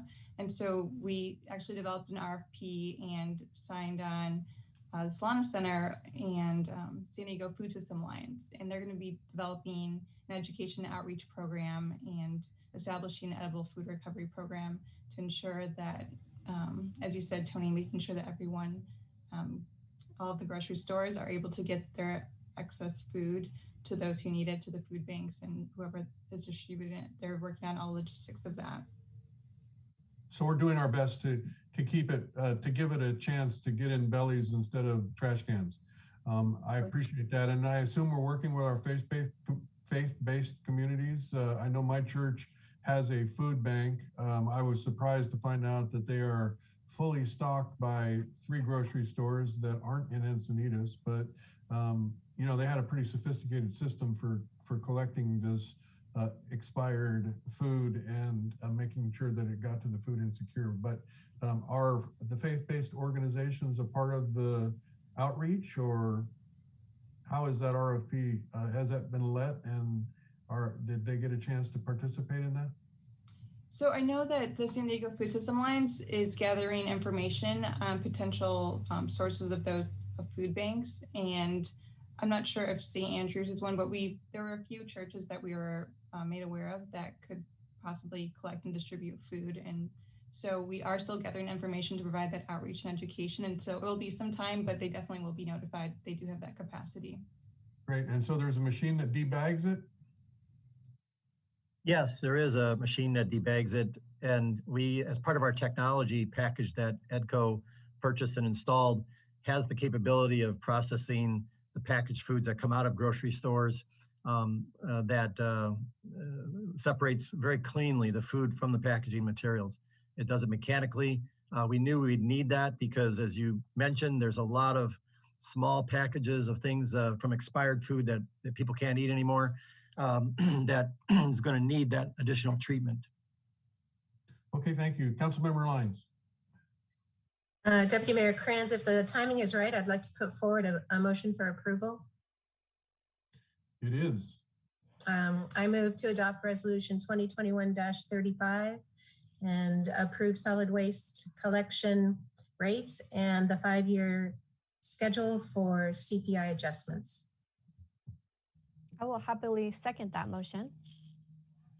All right, and before we vote, I do want to acknowledge that the timing on this is challenging. I recognize we're coming out of a pandemic and that there are obviously significant economic impacts that everybody has been experiencing. So, you know, it's unfortunate, but we are on a timeline that requires that we take some action. And so I appreciate EDCO working with us, and I acknowledge that you know, this is something that coming out of the pandemic is challenging, but we have a legislative imperative, and so I appreciate that we're at this point. Okay, Kathy. You ready to vote? Yes, please. Okay. Let's see. We've got Councilmember Hinsey. Yes. Councilmember Lyons. Yes. Councilmember Mosca, Yes. Deputy Mayor Crayons, Yes. and Mayor Blakespear is absent. So the record will show that the motion passes unanimously with Mayor Blakespear absent. Okay, thank you. And thank you to EDCO for being here tonight. Appreciate all that you guys do and the long relationship that the city has had with your organization. Keep up the good work. It's a pretty impressive facility that you've got there in Escondido, and the efforts that you're making to see that we're successful with the implementation of our climate action plan is greatly appreciated. So, and thanks to staff. So with that, we're moving to item 10B, which is a license agreement with B Cycle LLC to operate the North County Coastal Bike Share Pilot Program in the city of Encinitas. And for this item, our Climate Action Plan Administrator, Crystal Najera, is going to make the presentation.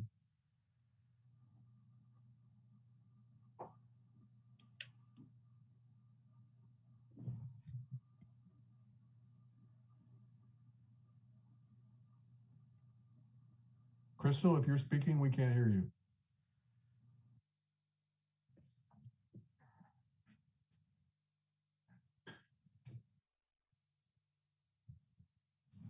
Can you hear me better now? Much better, and we can see you too. That's always a bonus. Okay, great. Awesome. Good evening, Deputy Mayor Crayons and honorable council members. It's exciting to have two back-to-back Climate Action Plan related items tonight. I'll be sharing item 10B, which is the Bike Share License Agreement. My name is Crystal Najera. I'm the Climate Action Plan Program Administrator for the City of Encinitas. And I've got with me tonight some support. We've got two staff members from B Cycle, our prospective bike share vendor. We've got Morgan Raymaker and Lee Jones. And then also we have supporting us tonight, Kevin Cox, who is actually a staff member of Electra Bicycles. And Electra Bicycles is a sister company of B Cycle. So I'll step right into the presentation. If my screen will cooperate. And it's not. Sorry about that. Just a second.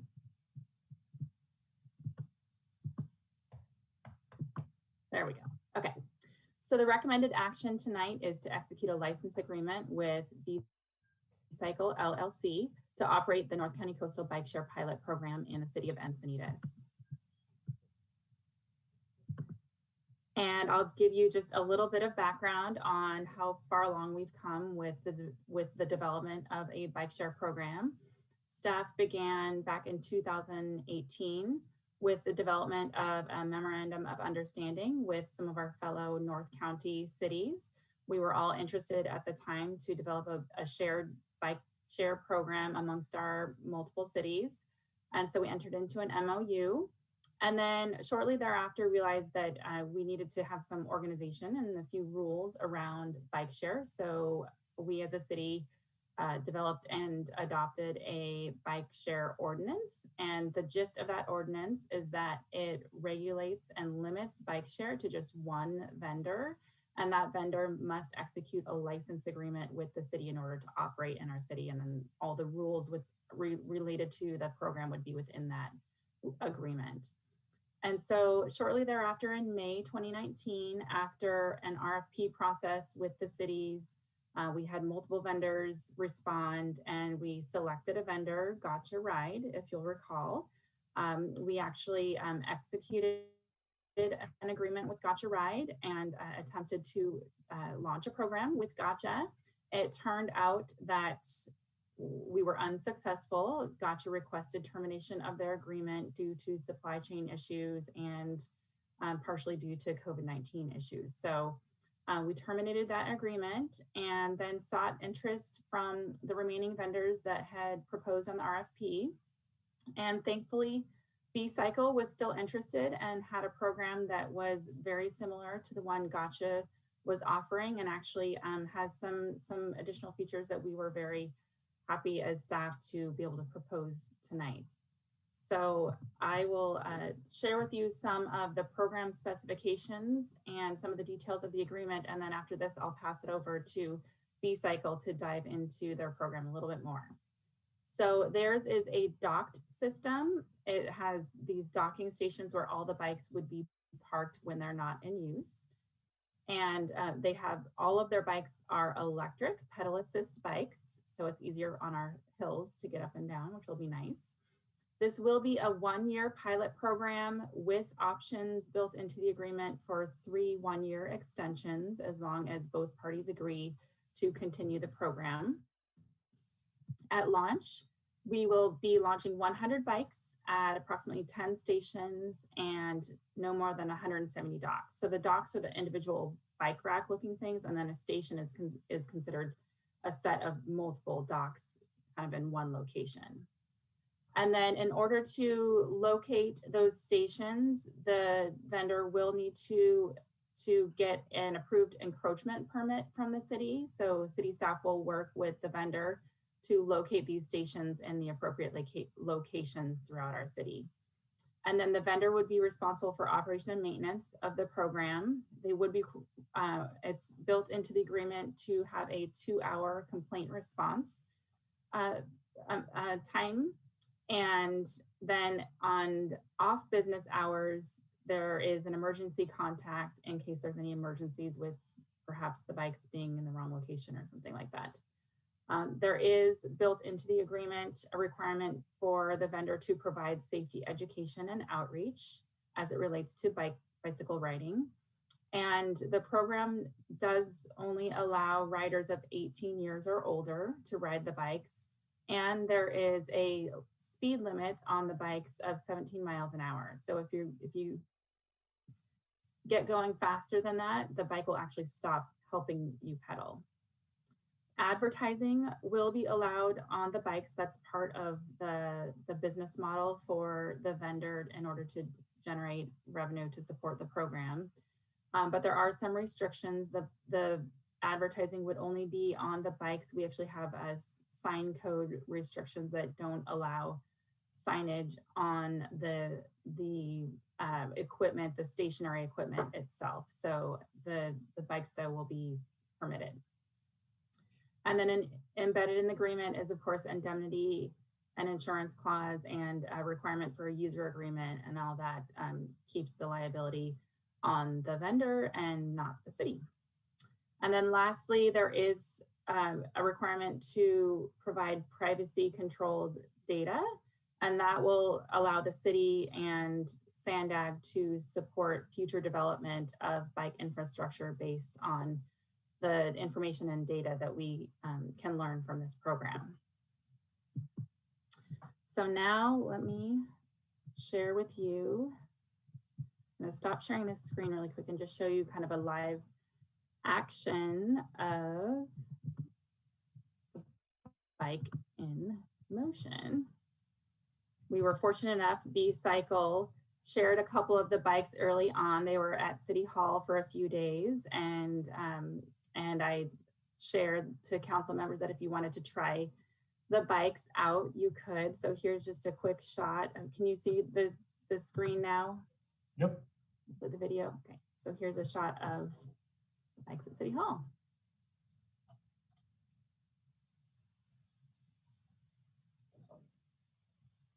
Nice. They're really easy to operate.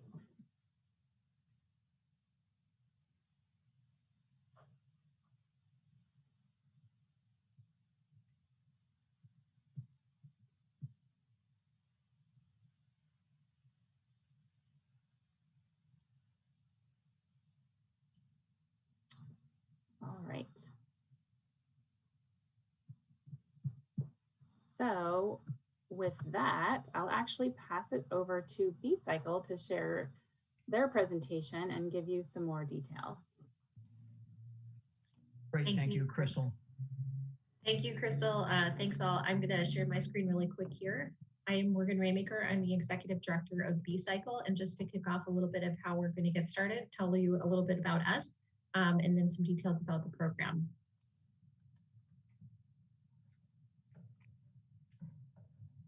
And Kevin, I'll let you introduce yourself and start off with a little bit about who we are. Great. So let me just get set up here and we'll be set to go.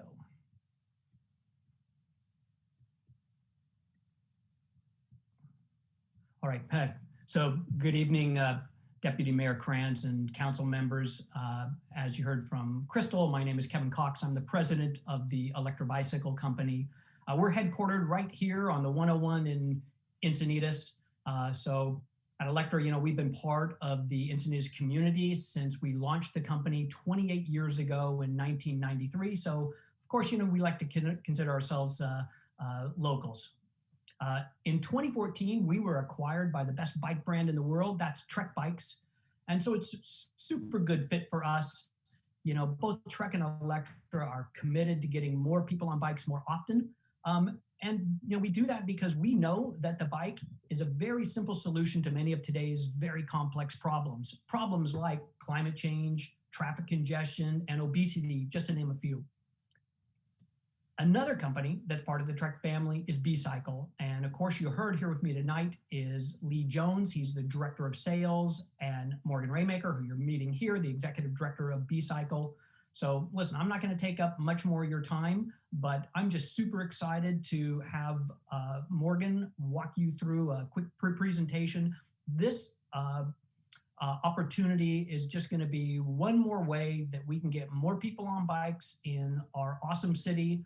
They can use them for getting around town, for people that work here, for live here, and even for those that are just here to visit. So thanks so much for your time tonight. And Morgan, I'm just going to pass it straight over to you. Thank you so much. And thanks for the introduction. B-Cycle, as Kevin mentioned, is a fully owned subsidiary of Trek Bicycle and part of the same family as Electra.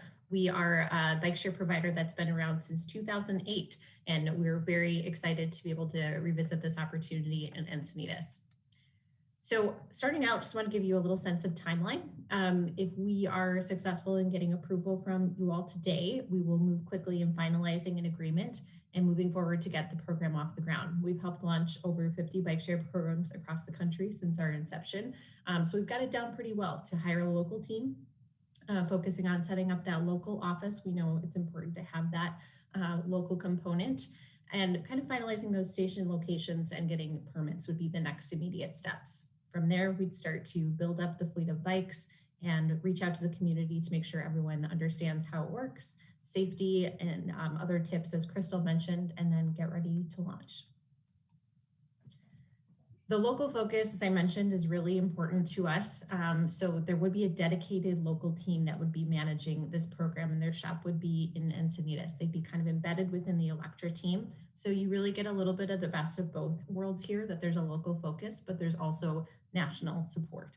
So we directly own and operate the programs that are listed here, and we have over 30 other partners who operate bike share in partnership with us as well. So we have that that network of support and expertise to help the program be successful in Encinitas.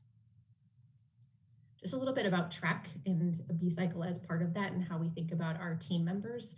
We really do believe in community and on the importance of taking care of our people. So I just wanted to list here for you to take a quick look at. I won't read all of this off, but the things that we do to try to make Trek a great place to work. So we'd be working with employees, not contractors, and providing them with the benefits listed here. As we looked at the city of Encinitas and the plans that you've all started with already in terms of where bike share might be successful and kind of adding our components into it, we are looking at an initial launch of about 100 bikes. And we'll play around a little bit with what the bike to dock ratio is, but it's about 2 to 1. So we'd start with about 200 total docks. We really see a lot of opportunity to expand and grow this program. So we would like to see this get up to 250 bikes and think it could definitely be successful with that. We have worked initially with city staff and with Kevin's local team and expertise to look at what some of those station locations might be. And really the key thing to note here is that as you're starting out, the thing we want to do is create density. We know that people are only willing to walk so far from one station to another. So we want to create a dense core for the system and then build from there. So we do that in the phase 1. And then in the future, look where else we could expand within Encinitas, also in other North County communities, and of course, just learn. we'll get a lot of data, a lot of feedback from riders, and expand from there to meet their needs. In terms of what the user pays for this, this is our proposed fare structure. And this is what we use in our program in Santa Barbara, which we launched earlier this year. And that's kind of how we benchmarked the program. Our goals here are really to make this an affordable, accessible system for locals and a really great attraction for visitors as well. Important to note with this, we also, in our other programs, have a lot of discounts available for whether it's members of the military, seniors, students, low-income residents. As Kevin mentioned, we're really here to get more people riding bikes and be part of changing the community and changing the world by doing that. So if price is a barrier, that's something we want to address. Finally, Crystal talked a little bit about the messaging that users would see from us, and I wanted to give you some examples of what that looks like. We do support the program in part with some local sponsorships, and those would be on the bike in the places that you see here, some examples from our other programs. And then in the app, little messages like sponsored by a local business. So this is something that you could expect to see on the bikes in Encinitas.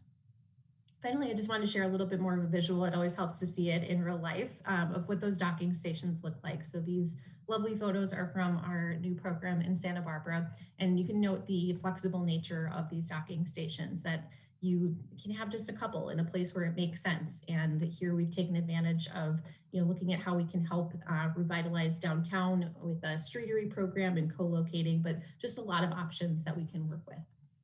A few more shots of what that looks like in Santa Barbara and in our program in Madison, Wisconsin. Co-location with bike racks is also something that we have really liked to do with these new docks. And just a little bit about this one, you can see there's one photo here that's an individual dock, and then there's one that's a base plate with several docks. So we've got a few installation options. These are battery powered docks and they're longer term batteries. So it's not something that we're running out to swap all the time. It allows us to be more flexible. And then we do have a wayfinding sign available to just help riders understand the local rules, maybe things that they want to visit, potentially city messaging, pricing information, things like that. And we wouldn't propose that at every location, but in some places it might be helpful for people to understand the program. And finally, we may also look at some enrollment kiosks. So with these photos, this is a different kind of bike. It's a different program, but the kiosk that you see here would allow people to get an RFID card that lets them check out a bike in real time. So if someone doesn't want to, download an app, if they don't have a smartphone, they can still get on a bike right away. So it's a really great way to increase access and ease of use to the system. That concludes my presentation. Again, thank you so much for the opportunity, and I welcome any questions you may have for us. Okay, well, it was good to hear from Kevin, and great to have Electra part of this program. Electra and the City of Encinitas do have something in common, and that is that we both office in former grocery stores. City of Encinitas is an old Mayfair market, and Electra is in the Safeway. Exactly right. Yeah. There we go. I have lots of hands up, and I think Councilmember Lyons was first. So, Joy. Thank you, Deputy Mayor Krantz. I have a question. I have two questions. The first one is, I may have missed this detail in the presentation. Is the MOU still in effect, and are we still the lead agency? It is still technically in effect, and COVID put a damper on our progress. I'm glad you brought that up, because the way that where B-Cycle is planned to launch, we're still coordinating with the other cities, but we're doing a much smaller launch, and we're only launching in Encinitas initially. And then the other cities are definitely keeping a close eye, and we're still coordinating and are very excited to launch when the time is right for them. And Crystal, do we have specifics about a monitoring program? You don't need to go into them, but it sounded like, because this is a pilot program, I mean, as far as I'm concerned, you don't need to go into them, but since this is a pilot program, we're going to monitor how we are doing over a period of time. Yeah, so there's data collection requirements of B-Cycle, and then actually embedded in the ordinance is a requirement for city staff to come back to council within a year of the program being implemented and come back and report out how successful it was. And we'll be doing all of that. And one comment before I go, if I could, just as you're locating these docks, the group of the docks, I know you'll do it for functional reasons, you know, where it makes sense for people to want to grab a bike, like at bus stops or maybe, you know, transit, but please consider the visual impacts of where they are, especially with a kiosk like that. Sometimes we just, our character, our charm of our city, we want to preserve it. And sometimes inadvertently we do things and we think, oh, why did we do that? You know, why did we put that there? So please consider the context where you've got a big challenge to do it functionally too, I know, but please consider the visual impacts of where they're located. Note, as Morgan mentioned, the kiosk, we likely will only need just one or two of those larger kiosks for having that access if you don't have a smartphone to be able to ride the bikes. And then the wayfinding station signs are much smaller, and those won't need to be at every station or dock as well. So we'll be able to accommodate the visual issue. Councilmember Hensy. Thank you. Yeah, I'm really excited about this. We've been waiting for it for a long time. And I think I'm pleased in the way that it worked out that we ended up with B-Cycle as a provider with the local connection to Electra that really has been such an amazing community partner to us. And just having the exceptional parent company of Trek. I tried the bikes. I met Councilmember Mosca at City Hall and we rode the bikes around, and they really are easy to use. And I purposely didn't look at any instructions or ask how to ride it so that I could just test it out, see how intuitive it is. And it is really intuitive.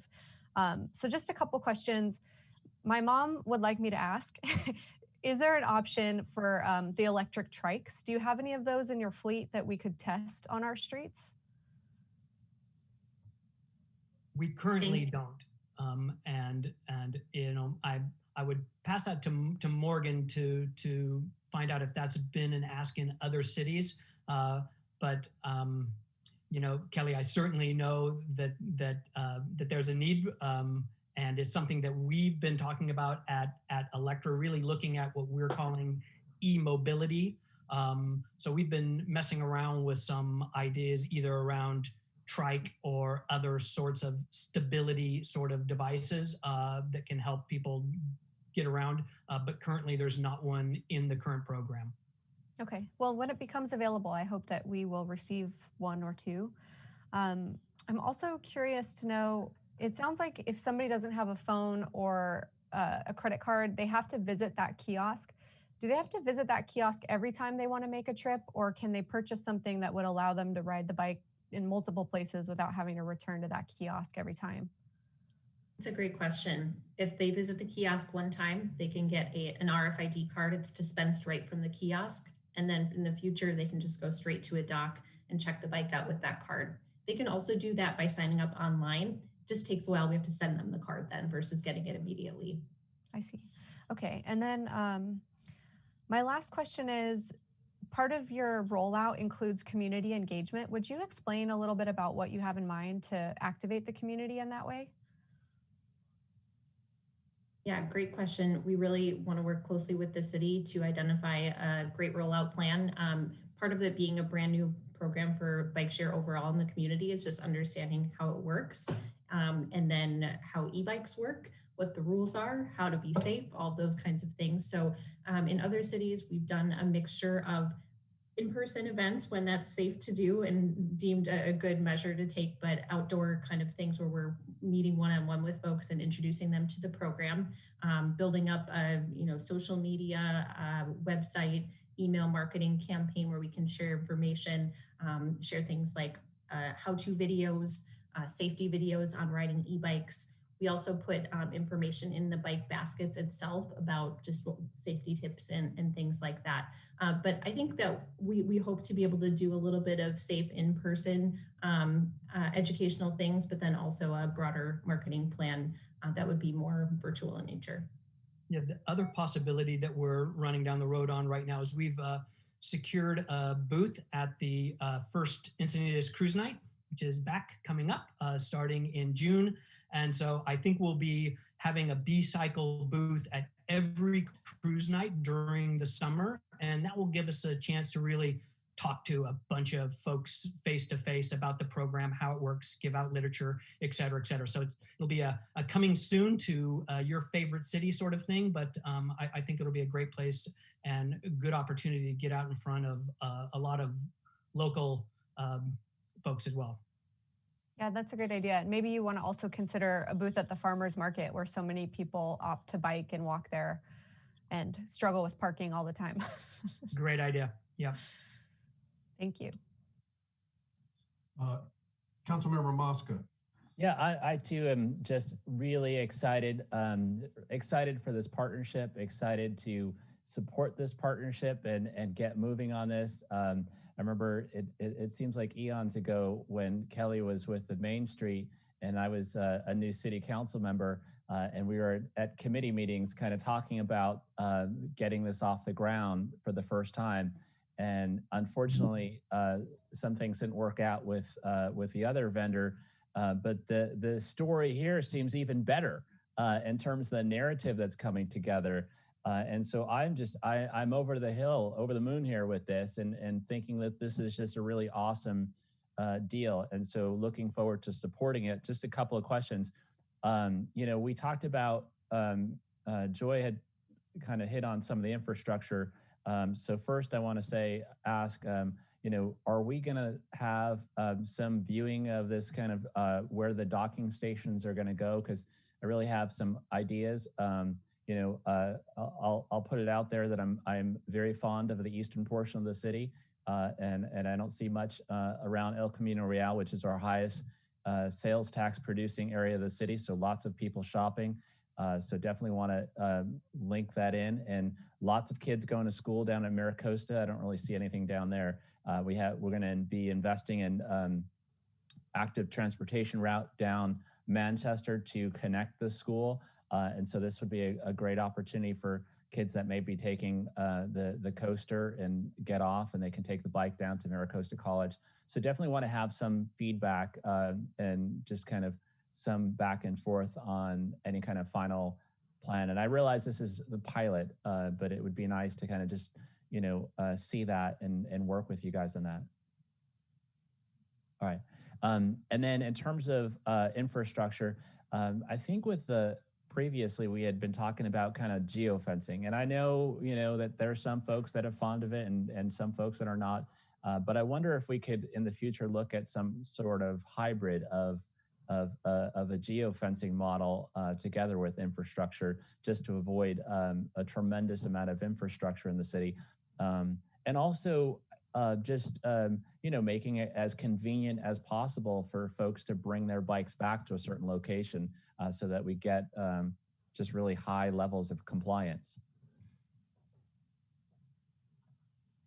Is that something that? Yeah, Morgan, could you mind just touching on the geofencing portion?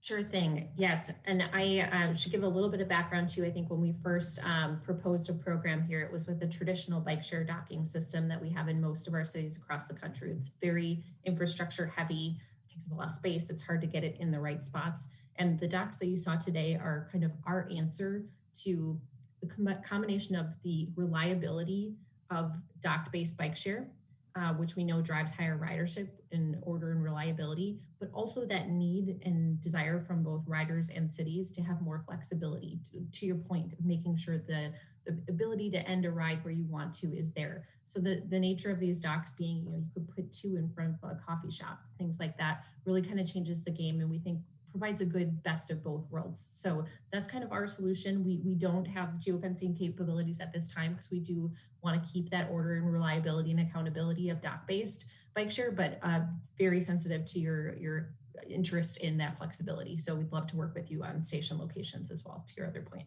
Perfect, thank you. And my last comment, which was brought up by Kelly, which I just want to highlight, is the fact that the city's really kind of, we've traditionally spent a decent amount of money and have strong partnerships with our school districts. We've been spending some money and energy on creating safe routes to schools.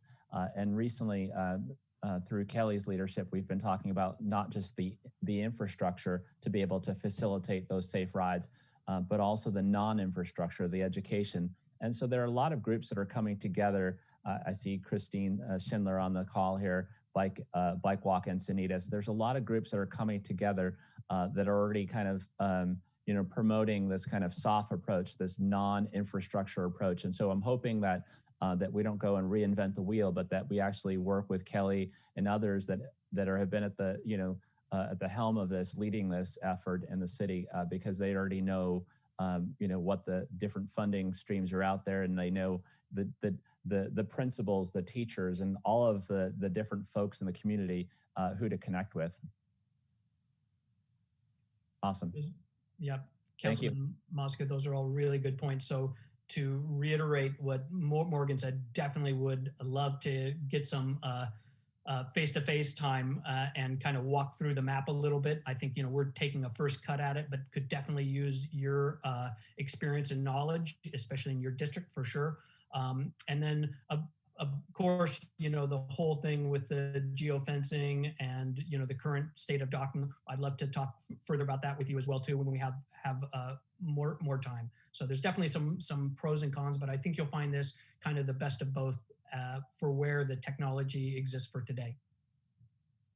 Great, thank you so much. And Deputy Mayor, I'd be happy to move this item whenever it's appropriate. Okay, thank you. Kathy, are there any public speakers on this item?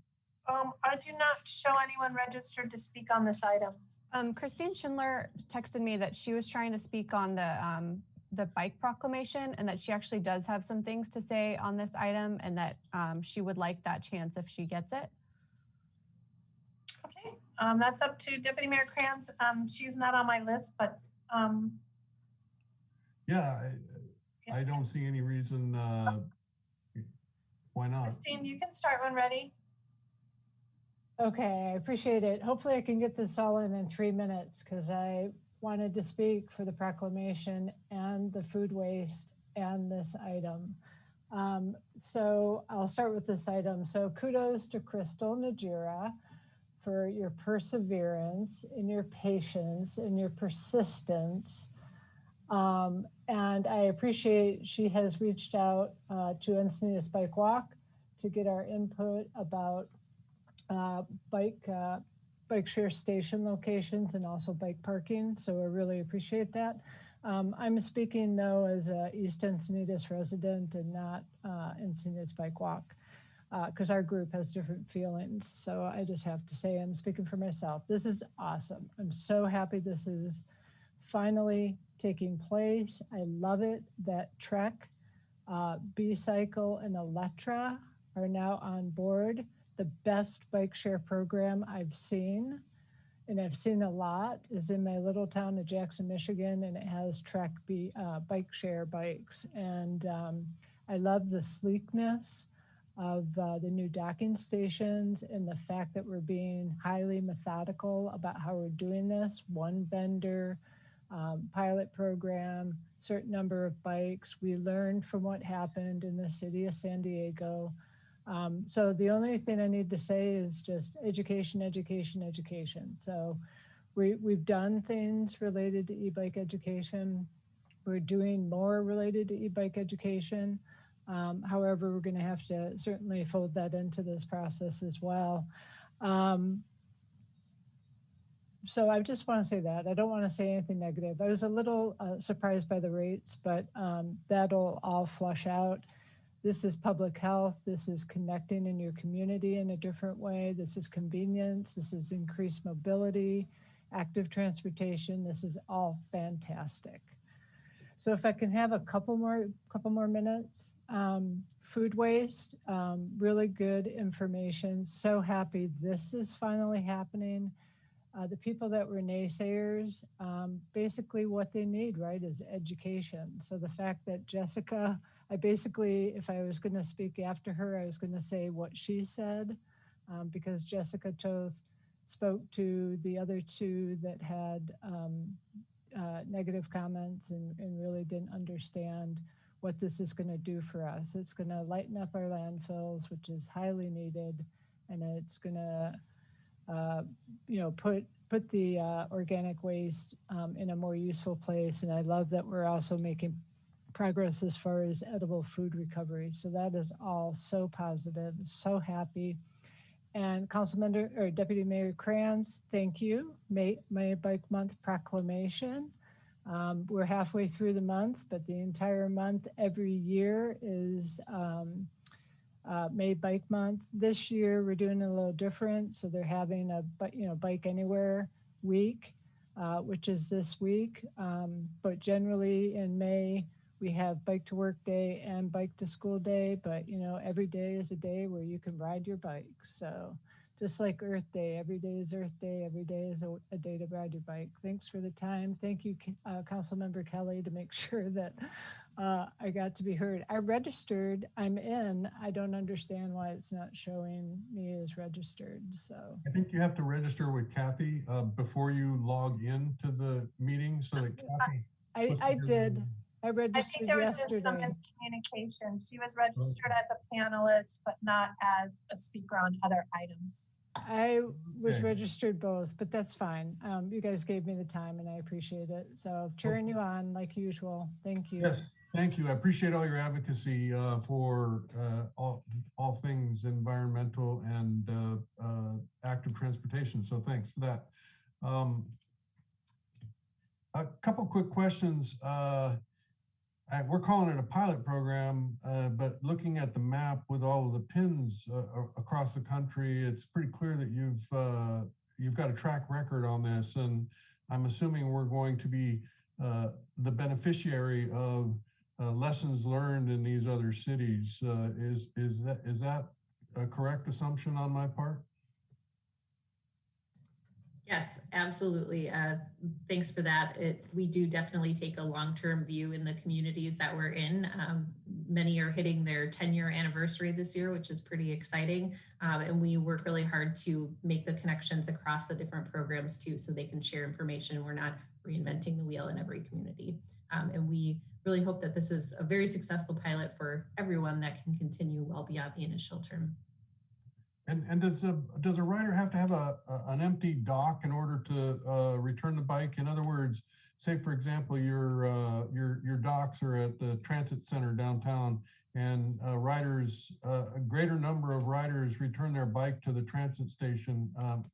Are they just needing to get within the vicinity of these docking stations, or do they actually have to have a little oval to park their front tire in? They do need to return it to a dock. So our teams are managing and monitoring the system every day of the week to have the right balance of docks and bikes so that people aren't encountering full or empty stations. Okay. And how many employees do you expect to be hiring as once this thing is in full operation? I think we're planning to start out at about 4 individuals and then growing it as we bring on more bikes, making sure that we have enough people to do that balancing and all the work that comes along with operating a strong system. And Kevin mentioned a word that is always a little touchy with me, obesity. I'm assuming that we don't, the physical fitness of potential riders isn't something that we're going to concern ourselves with. Is that correct? So don't worry about your condition, but get on a bike. Exactly right. It's just one of those kind of e-bike things these days, right? There was a long time, Deputy Mayor Kranz, where people were saying, e-bike is kind of cheating and the pedal assist is doing all this stuff, but they've done all these tests since then and have found out that people riding e-bikes are actually getting more exercise than people that aren't, because they're riding them, 3 times more often and 3 times longer than they were before. So this is definitely, there's no bar of fitness necessary to do this, just a positive attitude and a smile on your face. Yes, and I did, we bought his and her bikes at Charlie's e-bikes, longtime business downtown. You guys weren't selling e-bikes when I bought mine. So I did buy from Nico there. He's got a great selection, and I know they're have been very busy this last year. The success of bikes as part of the pandemic is something that I certainly didn't anticipate that being one of the benefits of a pandemic. But my hope is that we can keep it going. We can continue to focus on improving infrastructure in our communities so that people feel safe on bikes. I think we've done quite a bit along those lines. So, you know, a program like this will be very helpful. And then finally, I'd be remiss if I didn't mention my duties as a member of the North County Transit District Board of Directors. And my hope is that we're going to, that you guys would work with NCTD to expand these programs into North County so that the first and the last mile is covered by these e-bikes, because we could attract people via the coaster to something like the Quail Botanic, or excuse me, it's not the Quail Botanic Gardens, it's the San Diego Botanic Garden. And, you know, if they were able to ride the coaster, get on an e-bike and make their way over to the gardens and then back, it sure, I think, would be a benefit, I think, for both transit, the transit district as well as the gardens. So a bunch of really great opportunities. And I know Crystal is always looking at ways to promote bicycling. So I look forward to a bright future here. So Councilmember Mosca made a motion, and I didn't do my duty and find a second for that. So I will do that at this time. Is there a second for Councilmember Mosca's motion? Deputy Mayor Kranz, I'm happy to second his motion. Okay, very good. Kathy, I think we will call the question. Okay, Councilmember Hinsey, Yes. Councilmember Lyons, Yes. Councilmember Mosca, Yes. Deputy Mayor Kranz, Yes. and Mayor Blakespear is absent. The record will show that this motion passed unanimously with Mayor Blakespear absent. Okay, thank you very much. Thank you very much. Thank you, guys. So much. Stepping up and making this happen. Okay, with that, we are done with our action items for tonight. There are no informational items. There are no council member initiated items. And are there any AB 1234 reports from council members? Hearing none, that takes us to city manager reports. And I do see our smiling city manager right now. No report. I just wanted to smile and say you did a great job, Mayor Pro Tem Kranz. Oh, but that's Santa Barbara. We don't have mayor pro tems here. We have a deputy. Deputy Mayor Kranz, you did a fantastic job. Yeah, thanks. And then the city attorney. No, same message as the city manager. I have nothing for tonight. Okay, very good. Copycat. City clerk report. Double copycat. I have nothing to report. Nothing. I run a good meeting, don't I? Yes, you do. You run a great meeting. We are adjourned. Next meeting is May 19th. So Good night. Good night, folks. Thank you. Good night.